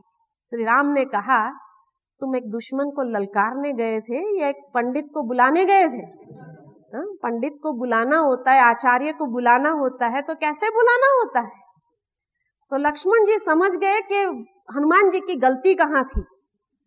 तो लक्ष्मण जी फिर पूछते हैं श्री राम से, अच्छा मुझे जब उनको बुलाना होगा तो कैसे एड्रेस करना होगा। तो श्री राम उनको सिखाते हैं, उनको कहना चाहिए, हे लंकापति, हे आचार्य श्रेष्ठ, हे ब्राह्मणों में उत्तम सर्वोत्तम, आपको वनवासी राम बुला रहे हैं पूजा कार्य अर्थ। तो लक्ष्मण जी गए और एड्रेस किया जैसे उसको सिखाया गया था वैसे, हे लंकापति, हे आचार्य श्रेष्ठ, हे विद्वानों में विद्वान, ब्राह्मणों में उत्तम सर्वोत्तम, वनवासी राम आपको बुला रहे हैं पूजा कार्य अर्थ। अब ब्राह्मण को जब इतना सम्मान मिलता है तो वो अपने उससे हट नहीं सकते हैं। तो रावण ने भी कहा, ठीक है मैं आता। वो आए, बड़ा विधि सर यज्ञ की स्थापना किया, मंत्र उच्चारण किए, कहीं कोई गलती नहीं किया, और श्री राम को वो शक्ति प्राप्त हुई उस यज्ञ से। जब यज्ञ पूरा हुआ तो श्री राम ने रावण से कहा, दक्षिणा। तो रावण हंसता है जोर से, जिसके पास कुछ है ही नहीं वो मुझे क्या दक्षिणा देगा। तब भी श्री राम मुस्कुराकर उसको कहते हैं, नहीं रावण, इस समय में बंधा हुआ, तो मांगो, जो मांगेगा मैं दे दूंगा। अब रावण बड़ा बुद्धिशाली था, विद्वान था, इसीलिए रावण ने कहा, देना है तो एक वरदान दे दीजिए। कहा, कौन सा वरदान चाहिए, मांगो। कहा, यही वरदान दे दीजिए कि मैं आपके सदाचार से कभी प्रभावित न हो जाऊं। रावण भी अगर डरता था तो राम के सदाचार से ही डरता था। Positive is always stronger than negative, क्योंकि राम का सदाचार इतना ज्यादा था कि किसी भी इंसान को प्रभावित किए बिना रह नहीं सकता था। इसीलिए तो विभीषण प्रभावित हुआ था इससे। और इसीलिए रावण को भी यही डर था कि कहीं मैं प्रभावित हो गया उसकी कोई भी बातों से या कोई भी सदाचार से, तो उसी घड़ी मेरी हार है, सबसे पहली हार मेरी वही है। और इसलिए उसने यही वरदान मांगा कि मुझे यही वरदान दो कि मैं आपके सदाचार से कभी प्रभावित न हो जाऊं। क्योंकि दुराचारी दुराचार से नहीं डरता है, दुराचारी मरने मारने से नहीं डरता है, दुराचारी बंदूक तलवार से नहीं डरता है। दुराचारी अगर डरता है तो वो सामने वाले के सदाचार से ही डरता है। इसीलिए कहा, यह अनादि सिद्धांत है, उसको याद रखना, ये आपको हमेशा टेंशन फ्री रखेगा। चौथी बात है, what you give you get. आप जो देंगे दूसरों को वही आपको मिलने वाला है। आपको अगर रिस्पेक्ट चाहिए तो दूसरे को भी रिस्पेक्ट दो, जो देंगे वही मिलेगा। मुझे याद आता है एक बार हम ट्रेन में जा रहे थे, तो हमारे सामने की सीट पर एक बहन बैठी थी, उसके 2 बच्चे थे, एक 3 साल का था, एक 5 साल का था। दोनों एक खिलौने से खेल रहे थे, चालू ट्रेन थी, दोनों एक खिलौने से खेल रहे थे। अचानक पता नहीं दोनों के बीच में क्या झगड़ा हो गया, तो दोनों कहे हमको ये चाहिए। 5 साल वाला कहे मुझे ये चाहिए, वो छोटा कहे नहीं मुझे ये चाहिए। तो माँ ने वो बड़े बच्चे से कहा बेटा उसको दे दे। कोई भी होगा तो यही कहेगा बड़े से, क्योंकि चालू ट्रेन है, दूसरा कोई खिलौना तो है नहीं उस वक्त। तो बड़े से उसने कहा कि ये दे दे उसको। तो बड़े ने पूछा ये बात इसको क्यों नहीं कही गई, मुझे क्यों कही गई? तो क्या कहेंगे? आप होते थे तो क्या कहते थे? तुम बड़ा है, वो छोटा है, इसीलिए।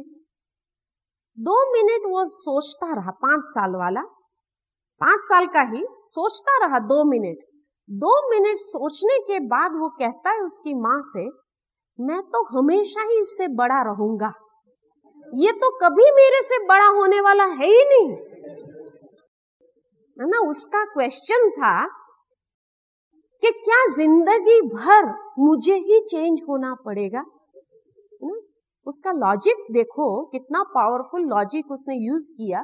5 साल वाला, आप और हम अगर 5 साल के होते थे और हमारे माँ बाप हमको कहते थे तो हम चेंज हो जाते थे, लेकिन आज की जनरेशन नहीं। तो उसने ये कहा कि व्हाट डू यू मीन कि सारी जिंदगी मुझे ही चेंज होना पड़ेगा? अब क्या कहेंगे? यस कहो तो भी अन्याय है, नो कहो तो कहेंगे इसी वक्त इसको कहो चेंज हो जाए। क्या कहेंगे? अभी आप होते थे तो क्या कहते थे? हाँ, आप होते थे तो क्या कहते थे? हाँ, क्या कहते, क्या करते थे? हाँ, कौन चेंज होगा पहला? क्योंकि ये चाइल्ड लाइक एटीट्यूड हमेशा हम लोगों के साथ रहता ही है। हम भी हमेशा यही कहे, मेरे को ही करना है, हमेशा मुझे ही चेंज होना है, यही सवाल पूछते हैं ना।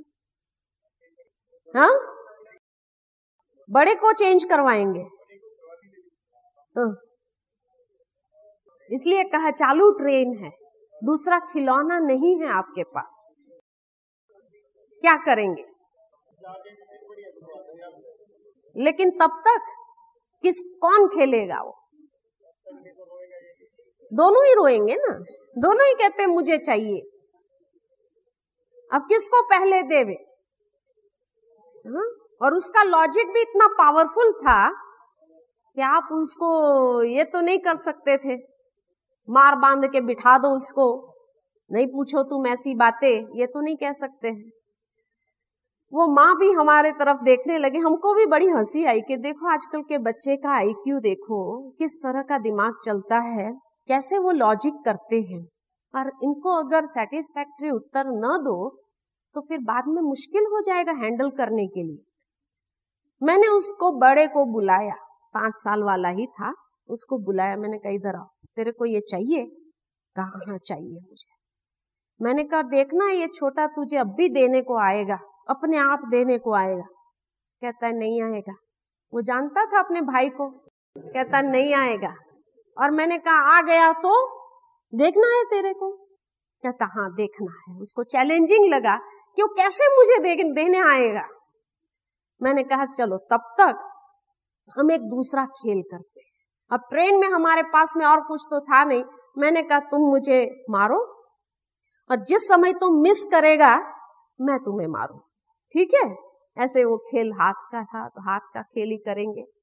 तो बैठ गए हम, लेकिन उसका बार बार ध्यान उधर वो आता है कि नहीं आता है, और वो छोटे के हाथ में खिलौना था, वो खेल नहीं रहा था, वो इधर देख रहा था ये क्या खेल रहा है। आखिर उसको जब लगा ये इंटरेस्टिंग है, वो 2 मिनट के बाद आकर कहता है ले भाई तुम खेल, मेरे को कहता है अभी मेरे साथ करो ऐसा, है ना। उसके बाद वो बड़ा तो खिलौना लेकर चल दिया और खेलने लगा। कुछ समय के बाद वो माँ मेरे को फिर से मिली एक बार यहाँ पर ही। मैंने उसको पूछा अभी आपके बच्चे के खिलौने को लेकर के झगड़ा होता है? उसने कहा नहीं। उस दिन के बाद उसने सीख लिया ये सिद्धांत कि हमें जो चाहिए दे दो ताकि उसको ये न लगे कि हम खींच रहे हैं। इसलिए कहा घर में कभी भी वो कुछ खेल रहा होता है और वो आकर के वो दे देता है, जाकर कुछ दूसरा इंटरेस्टिंग निकालता है, वो करने लगता है, वो उसको छोड़ करके वो आकर के पकड़ता है। और इस तरह से बोला झगड़ा ही खत्म, सदा के लिए झगड़ा खत्म। उसने हमेशा के लिए ये सिद्धांत जीवन में सीख लिया, what you give you will get. आप किसी को रिस्पेक्ट दो, आपको रिस्पेक्ट मिलेगा। आप किसी के साथ गाली से बात करो, सामने वाला डबल गाली दे करके बात कर, जो देंगे वही मिलेगा, है ना। और इसलिए देने के बाद जब वो देता है तो कितना टेंशन होता है, इसलिए दो ही नहीं। ये भी एक सिद्धांत है। उसके बाद भी अगर कुछ आए तो every situation has a beginning and an end. हर सिचुएशन की एक शुरुआत है और एक अंत है। वो टाइम पीरियड, उसमें भी जो क्लाइमेक्स का टाइम पीरियड है वो तो बहुत कम होता है। उस समय अगर थोड़ा साइलेंस में रहो, मेडिटेशन प्रैक्टिस करो, वो समय बीत जाएगा। और जैसे ही वो समय बीत गया उसके बाद वो आपके अंदर टेंशन क्रिएट नहीं करेगा। लेकिन अक्सर हम क्या करते हैं, जब वो क्लाइमेक्स का पॉइंट आता है ना, उसको पकड़ करके क्या करते हैं, खींचना चालू करते हैं। तो वो क्लाइमेक्स क्या होता है, वो पीरियड लंबा हो जाता है। और इसीलिए वो टेंशन जो एक्यूमुलेट होता है भीतर में, वो बहुत ज्यादा स्ट्रेसफुल आपको बना देता है। उसके बदले उस वक्त रिएक्शन में आने के बजाय थोड़ा साइलेंट हो जाओ। उसके लिए एक ही विधि अगर मैं आपको बताऊं कि जब भी आपके सामने कोई भी परिस्थिति, कोई भी घटना आती है, तो हमेशा वो घटना आपसे कुछ मांग करती है। और वो घटना क्या मांग करती है, हमेशा देखा गया कि जो हमारे जीवन में परिस्थिति, समस्या, घटना, समय जब भी आता है, इट डिमांड्स अ रिस्पॉन्स। वो हमसे एक प्रति उत्तर की मांग करता है। It demands a response, right.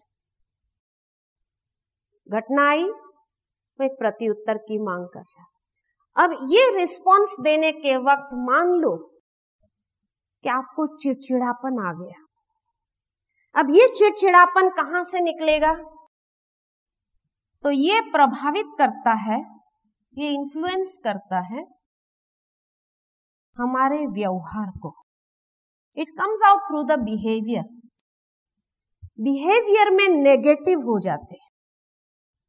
और जब बिहेवियर नेगेटिव होता है, टोंट मार दिया चिड़चिड़ापन में आकर के, या कुछ भी व्यवहार में उल्टा सीधा कर दिया, थप्पड़ मार दिया या कुछ बोल दिया, गुस्से में आ गए, so that behavior again feeds into the problem। तो ये घटना उलझेगी या सुलझेगी? हाँ, उलझेगी, सुलझी नहीं।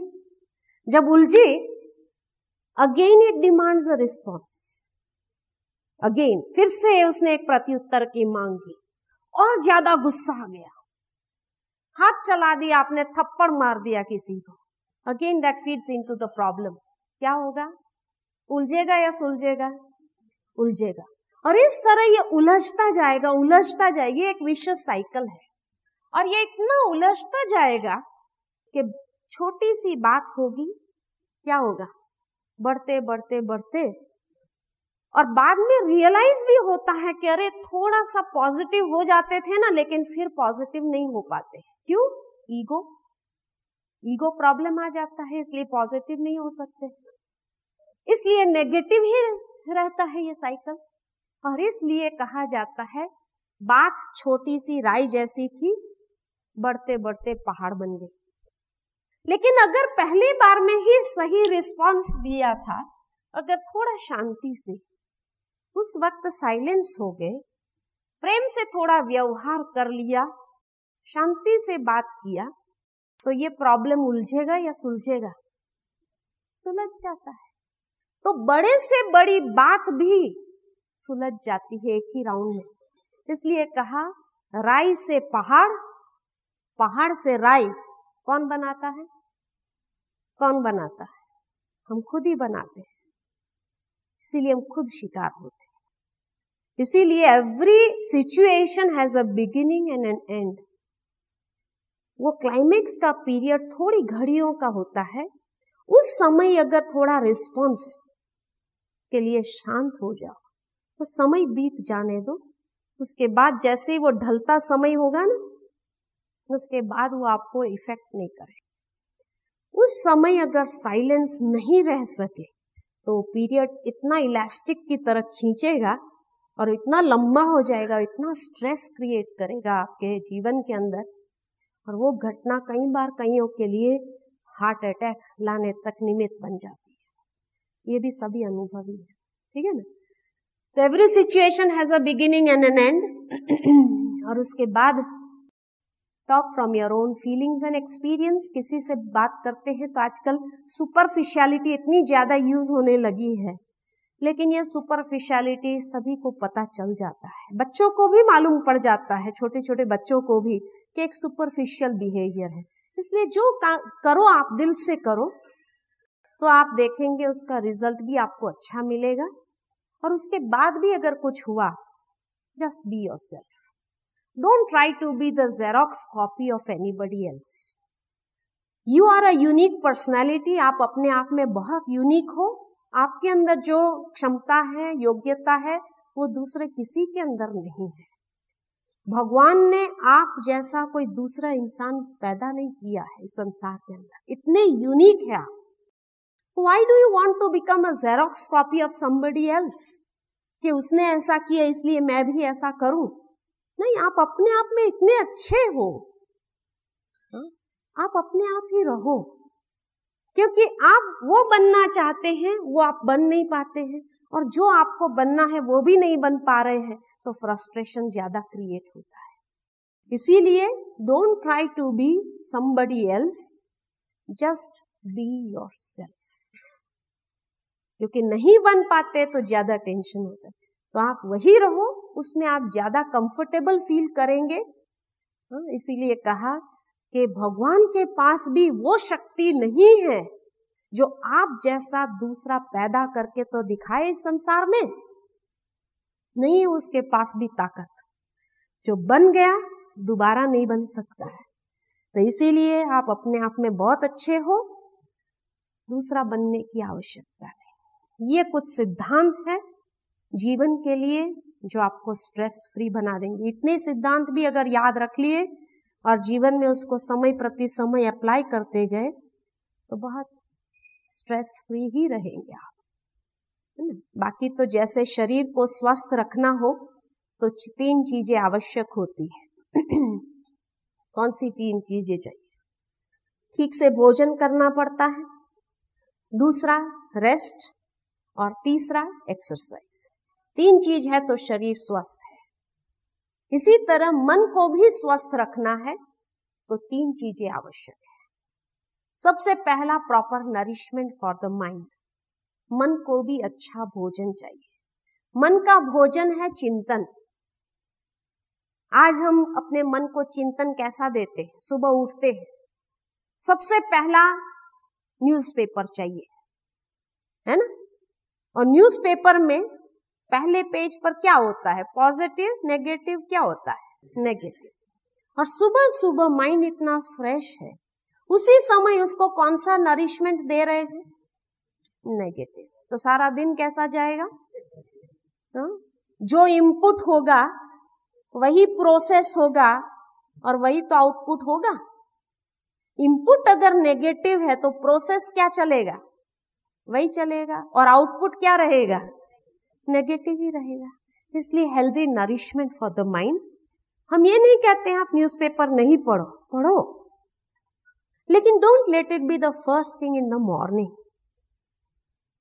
सुबह सुबह अपने मन को कुछ अच्छा चिंतन दे दो, कुछ अच्छी बातें दे दो, और फिर देखो सारा दिन कैसा जाता है। यहाँ 2 दिन कैसा रहा आपका, कल और आज कैसा रहा? बहुत बढ़िया रहा ना। न्यूज़पेपर तो नहीं मिला होगा, कोई कमरे में न्यूज़पेपर नहीं था, टेलीविजन नहीं था, मिस तो नहीं किया आप लोगों ने? हाँ, नहीं किया ना? अच्छा, खुश रहा ना? क्योंकि सुबह से आपने न्यूज़पेपर ही नहीं पढ़ा, तो कितना दिन खुश में रहा आपका। देखो आप सबके चेहरे खिले हुए हैं, किसी का भी चेहरा देख लो खुश है, उदास नहीं है, क्योंकि न्यूज़पेपर ही नहीं मिला। हमेशा ऐसा जियो तो नहीं, न्यूज़पेपर तो चाहिए, लेकिन 10 बजे के बाद पढ़ो ना आप। सुबह सुबह अपने मन को कुछ अच्छा नरिशमेंट दे दो, फिर देखो कैसा दिन जाता है। दूसरा, रेस्ट। मन को भी रेस्ट चाहिए। शरीर को तो रेस्ट दे देते हैं रात में, लेकिन रात में जब हम सो जाते हैं तो शरीर सो जाता है, मन नहीं सोता है। मन क्या करता है? स्वप्न देखता है, विचार चलते रहते, सबकॉन्शियस माइंड में हमारे विचार कंटिन्यूअस चलते रहते, तो मन को रेस्ट नहीं मिलता है। तो meditation means consciously relaxing the mind. कुछ घड़ी के लिए बैठ जाओ, मन को रिलैक्स करो। ये स्पिरिचुअल डिस्कोर्स जो है वो हेल्दी नरिशमेंट है। तो सुबह से लेकर के आपको हेल्दी नरिशमेंट मिला। हजम कर पाए या नहीं कर पा रहे हो? हाँ, बदहजमा तो नहीं हो रहा है किसी को? सारा दिन सुनने की आदत तो नहीं होती है, बोलने की आदत ज्यादा होती है ना आप लोगों को। इसलिए इतना घंटा जब सुनना पड़ता है तो कैसा लगता होगा? हाँ, नहीं, हेल्दी नरिशमेंट था इसीलिए अच्छा लगा। और उसके बाद एक्सरसाइज। तो स्पिरिचुअल डिस्कोर्स ये हेल्दी नरिशमेंट है, मेडिटेशन ये रिलैक्स करने की एक टेक्निक है माइंड को, और तीसरा है एक्सरसाइज। मन के लिए एक्सरसाइज कौन सी है? पॉजिटिव थिंकिंग की एक्सरसाइजेस है। ये कॉन्शियसली देनी पड़ेगी। पॉजिटिव थिंकिंग अपने आप नहीं चलेगा, देना पड़ेगा, विचार देने पड़ेंगे। इसीलिए आपने देखा होगा कि मेडिटेशन कमेंट्रीज आपको दी जाती है जब मेडिटेशन में बैठते हैं तब। और जब ये कमेंट्रीज दी जाती है तो उस कमेंट्रीज के आधार पर अपने मन को चलाना होता है। और जब मन को चलाते हैं तो भी बीच बीच में चला जाएगा मन, उसको भटकने की आदत बहुत है ना, बाहर जाने की आदत बहुत है, इसीलिए वो भाग जाता है। लेकिन उसको वापस खींच के लाना पड़ेगा। शुरू में आपको बोरिंग भी लगेगा, लेकिन छोड़ नहीं देना। जैसे किसी व्यक्ति को हार्ट अटैक आ जाए, डॉक्टर के पास जाएगा, डॉक्टर उसको कहेगा भाई तुम्हें जीना है तो अभी सुबह आधा घंटा एक्सरसाइज, शाम को आधा घंटा एक्सरसाइज करनी पड़ेगी, ब्रिस्क वॉकिंग करना पड़ेगा। अगर वो कहे कि नहीं सुबह में तो नहीं होगा, सुबह में ही सारे फोन कॉल्स आते, सारा कारोबार होता है और शाम को भी बहुत मुश्किल टाइम निकलेगा, तो डॉक्टर क्या कहेगा? मरो फिर, there is no other alternative, है ना। जीना है तुम्हें तो तुम्हें ये तो करना ही पड़ेगा कि सुबह आधा घंटा और शाम को आधा घंटा निकालना पड़ेगा, मिलेगा नहीं समय। अच्छा, शुरू में जैसे एक्सरसाइज करने लगता है तो क्या होता है? हाथ पैर दर्द होता है, कभी किया नहीं, अचानक शुरू कर दे तो थोड़ा दर्द तो होगा, लेकिन दर्द होता है करके छोड़ देगा? नहीं। लेकिन धीरे धीरे उसके मसल्स हैबिचुएटेड हो जाते हैं, और जैसे जैसे हैबिचुएटेड हो जाते हैं फिर आराम से कर सकता है, फिर हाथ पैर दर्द नहीं करता है। ठीक इसी तरह शुरू में आपको बोरिंग लगेगा, डिफिकल्ट लगेगा, पॉजिटिव थिंकिंग करना बहुत डिफिकल्ट है, लेकिन धीरे धीरे अभ्यास डालते जाओ। जैसे जैसे अभ्यास डालते जाएंगे ना, ठीक हो जाएगा। अभ्यास से तो बहुत कुछ हो सकता है, ठीक है ना। तो अभी थोड़ी देर मेडिटेशन करें। स्ट्रेस फ्री लिविंग की बातें सुन सुन कर स्ट्रेस तो नहीं हो गए ना? स्ट्रेस फ्री हो गए? मेडिटेशन करेंगे क्या सोचते हैं कि अभी जरूरत नहीं है, हम स्ट्रेस फ्री हो गए? अच्छा, तो हम थोड़ी देर के लिए मेडिटेशन करेंगे। वैसे आपको सुबह में बहन जी ने तो बताया होगा मेडिटेशन कैसा करना चाहिए, उसके लिए हमारी बैठक कैसी होनी चाहिए। लेकिन फिर भी आपको एक रिमाइंडर दे देती हूं मैं। जब हम मेडिटेशन में बैठते हैं तो हमारी बैठक सुखासन, पद्मासन या अर्ध पद्मासन होनी चाहिए। यहाँ तो आप कुर्सियों पर बैठे हो, इसलिए मैं ये नहीं कहूंगी कि इस आसन लगा करके बैठो, लेकिन जब भी आपको समय मिले मेडिटेशन रूम में जाना, या जब मॉर्निंग आपके दिनचर्या में लिखा होगा 4 बजे उठने का, उस समय अगर उठ सकते हैं आप और यहाँ जब आए हो तो इसका लाभ जरूर लेना। उस एक्सपीरियंस को भी आप करके देखना, बहुत फायदा है उसमें। ये आसन का महत्व क्या है? कहा जाता है कि हमारे शरीर से एनर्जी निकलने के 3 द्वार होते हैं। उसमें सबसे पहले ये पैर है, यहां से बहुत एनर्जी निकलती है। इसीलिए लोग जब महात्माओं के पास जाते हैं तो चरण छूते हैं, ऐसे ऐसे करते हैं कि वहां से जो एनर्जी निकल रही है हमारे तरफ आए। वैसे आती नहीं है, लेकिन ये एक भावना है। कई लोग इसीलिए गुरु के चरणों को थाली में रख के धोते हैं और फिर उसको चरणामृत के रूप में बांटते हैं। एनर्जाइज्ड वाटर पीने से आप भी एनर्जाइज हो जाएंगे, ऐसे कोई एनर्जाइज होता नहीं है। और राजयोग हमें ये कहता है कि हम दूसरों की शक्ति पर कितना डिपेंड रहेंगे। क्यों नहीं हम वो विधि सीखें जो अपने आप में उसको जनरेट कर सके। इसलिए ये पैरों को फोल्ड कर दिया, यानी यहां से एनर्जी ब्लॉक कर देते हैं। इसलिए मोड़ने का सिस्टम हर धर्म में है।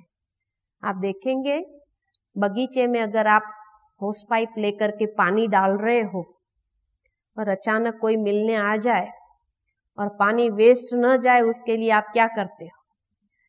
पाइप को मोड़ देते हैं, और जैसे ही पाइप को मोड़ा तो पानी बंद हो जाता है।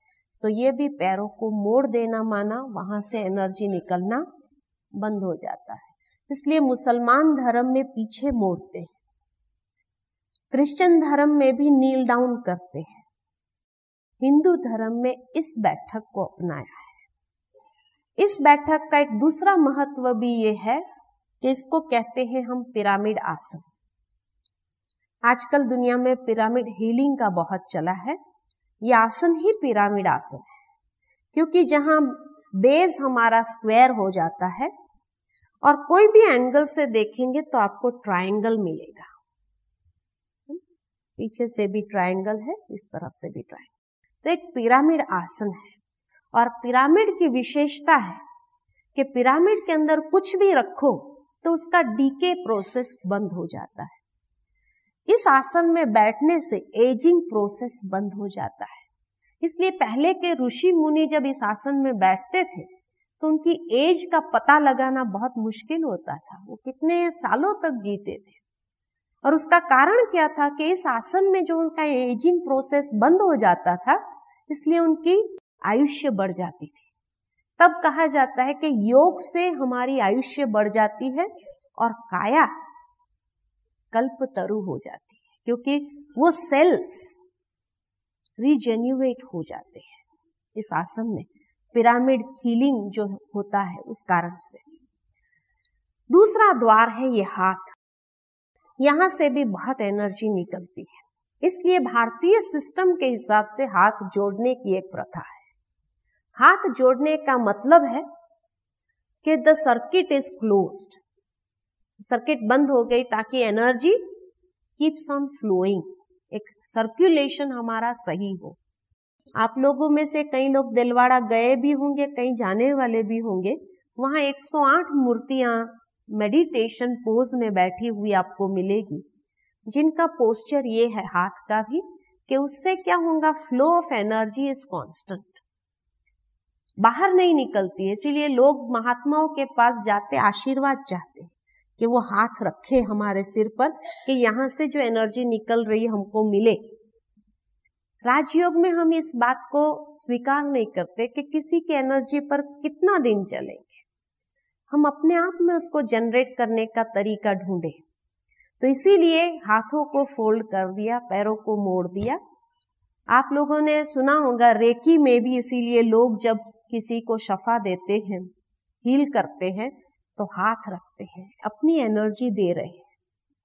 और प्राणिक हीलिंग में आपने देखा होगा एक हाथ ऊपर रखते हैं, एनर्जी रिसीव करते हैं, और एक हाथ से एनर्जी देते हैं। क्योंकि वातावरण में भी एनर्जी बहुत है तो वो एनर्जी रिसीव करते हैं, और इसीलिए मुसलमान धर्म में दोनों हाथ से रिसीव करते हैं, है ना। लेकिन हम उसको मोड़ देते हैं ताकि सर्कुलेशन हमारा सहज हो। तीसरा द्वार है ये आंखें। अब मेडिटेशन में आंखों को बंद नहीं करना है, क्योंकि अगर तीनों द्वार बंद हो गए तो एनर्जी आएगी कहां से। इसलिए एक द्वार को खुला रखो ताकि एनर्जी आए, हम रिसीव कर सके, है ना। तभी लोग भगवान से क्या कहते हैं, हे प्रभु आपकी कृपा दृष्टि हमारे पर रहे। यानी प्रभु जो कृपा करता है, दृष्टि द्वारा करता है, तो रिसीव करने वाला कहां से रिसीव करेगा, दृष्टि से ही रिसीव करेगा। इसलिए लोग जब मंदिर जाते हैं उनको पूछो आप कहाँ जा रहे हैं, तो क्या कहते हैं, दर्शन करने जा रहे हैं। लेकिन वहां जाने के बाद आंखें बंद कर देते हैं, और भगवान की आंखें खुली है, तो किसने किसका दर्शन किया, हा? फिर तो ये कहना चाहिए ना दर्शन करवाने जा रहे हैं, दर्शन तो किया ही नहीं। दर्शन करना माना क्या, दर्शाना, उसको आने दो। इसीलिए कहते हैं उस परम प्रकाश का प्रकाश को आने दो अपने जीवन के अंदर। इसलिए द्वार को बंद नहीं रखो। कई भजन गाते हैं अपने अंतर के द्वार को खोलो, ये द्वार है, ये द्वार को खोलो और उसको खुला रखो और आने दो उसकी शक्ति को, और अपने में उसको समाओ, है ना। दूसरा ये कारण है कि मेडिटेशन में जब हम बैठते हैं और मन को शांत करते हैं, रिलैक्स करते हैं, और आंखें भी बंद होंगी ना, तो आप दूसरे स्टेज में पहुंच जाएंगे। फिर बाद में हम पूछेंगे मेडिटेशन कैसा रहा, कहेंगे बड़ी शांति थी, है ना। लेकिन वो शांति कौन सी थी, निंद्रा की। हमें निंद्रा योग नहीं करना है, राजयोग करना है। और राजयोग में हमारी बैठक कैसी होनी चाहिए, राजा जैसी होनी चाहिए। हम ये शरीर का, इंद्रियों का मालिक है, राजा है, राजा जैसी हमारी बैठक हो, संपूर्ण हमारा अपनी बॉडी के ऊपर कंट्रोल हो। इसलिए आंखों को बंद नहीं करना। कई लोग समझते हैं कि नहीं आंखें खुली होंगी तो माइंड डिस्ट्रैक्ट होता है, बहुत कुछ दिखाई देता है, भटक जाता है। अरे आंखों को बंद करेंगे ना, मन को भटकना है तो वो आंखों बंद में भी चला जाता है, लेकिन आपका अटेंशन न होने के कारण आपको पता नहीं चलता है वो चला गया। खुली आंख में क्या होता है कि अगर मन चला भी जाता है तो आपको पता चलता है गया, तो उसको वापस खींच सकते हैं।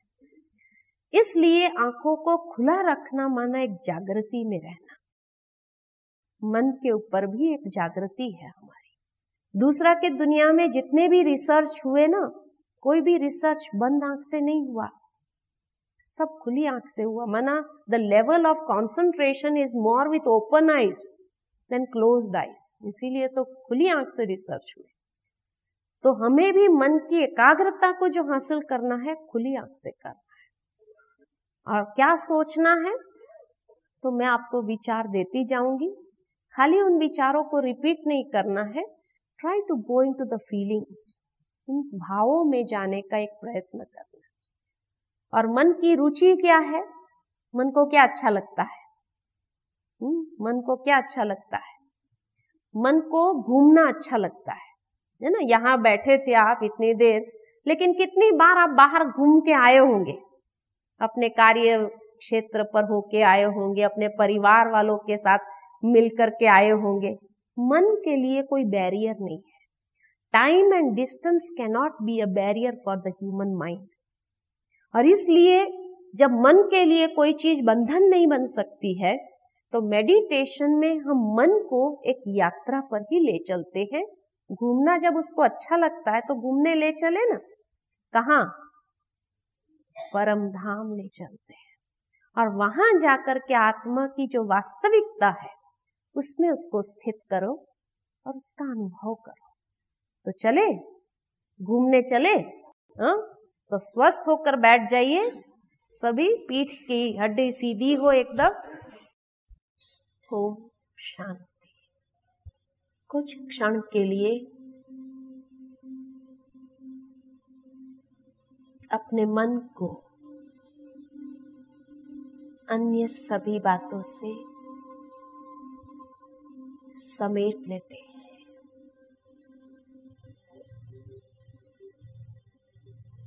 और स्वयं को आत्मनिश्चय करते हैं।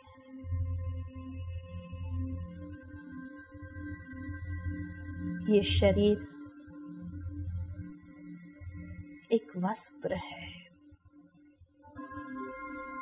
और मैं आत्मा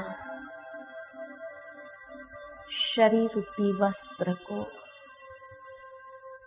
धारण करने वाली चैतन्य शक्ति हूँ। अंतर्चक्षु से स्वयं को देखो। प्रकृति की मध्य में एक चमकते हुए सितारे के रूप में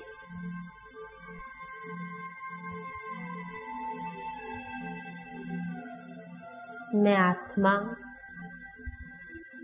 अति सूक्ष्म दिव्य ज्योति बिंदु स्वरूप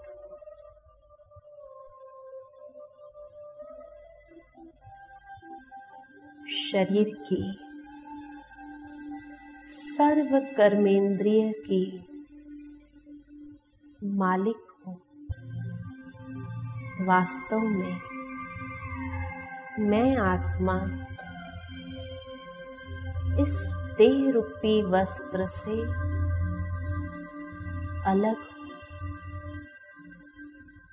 भिन्न हूँ। धीरे धीरे मन और बुद्धि को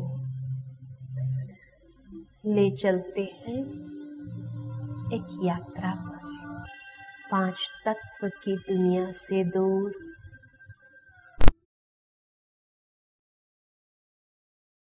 सूर्य चंद्र तारागण से भी दूर, परम धाम में जो मुझ आत्मा का असली घर है। वहां मैं स्वयं को देख रही हूँ, प्रकाश पुंज के रूप में।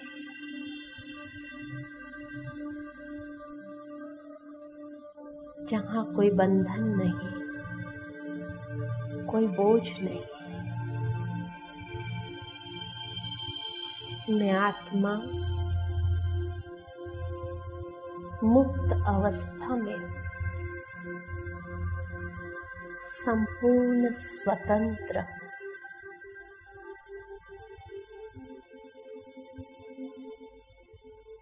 इस परम धाम में मैं आत्मा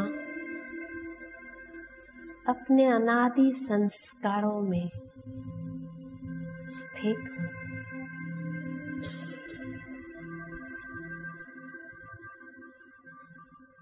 मेरा अनादि स्वरूप शुद्ध और पवित्र स्वरूप है। मेरे चारों ओर एक दिव्य आभा छाई हुई है। उस प्रभा मंडल में मैं स्वयं को देखती हूँ।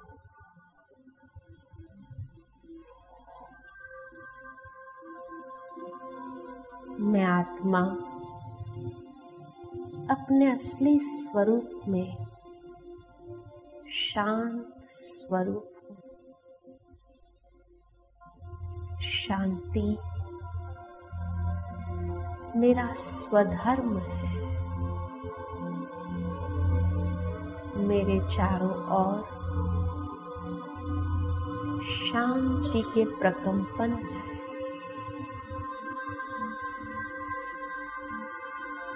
मेरे मन की गति शांत होती जा रही है। इसी शांति में अलौकिक सुख समाया हुआ है, जो सुख अति इंद्रिय सुख है। इसी शांति में परम आनंद है। मैं आत्मा सत चित आनंद स्वरूप हूँ।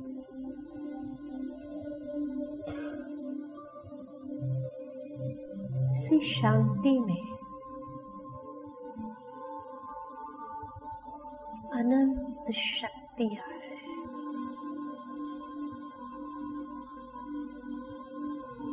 मैं आत्मा शक्ति स्वरूप। कुछ क्षण के लिए अपने मन को स्थित करो इस अनादि संस्कारों में और समा जाओ, खो जाओ। मैं शांत हूँ, शुद्ध, शक्ति स्वरूप हूँ।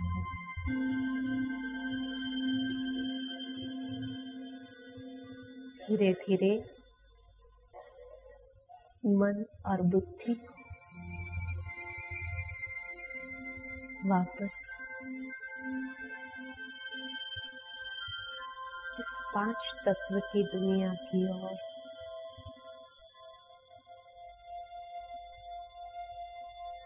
शरीर में भ्रुकुटी की मध्य में स्थित करते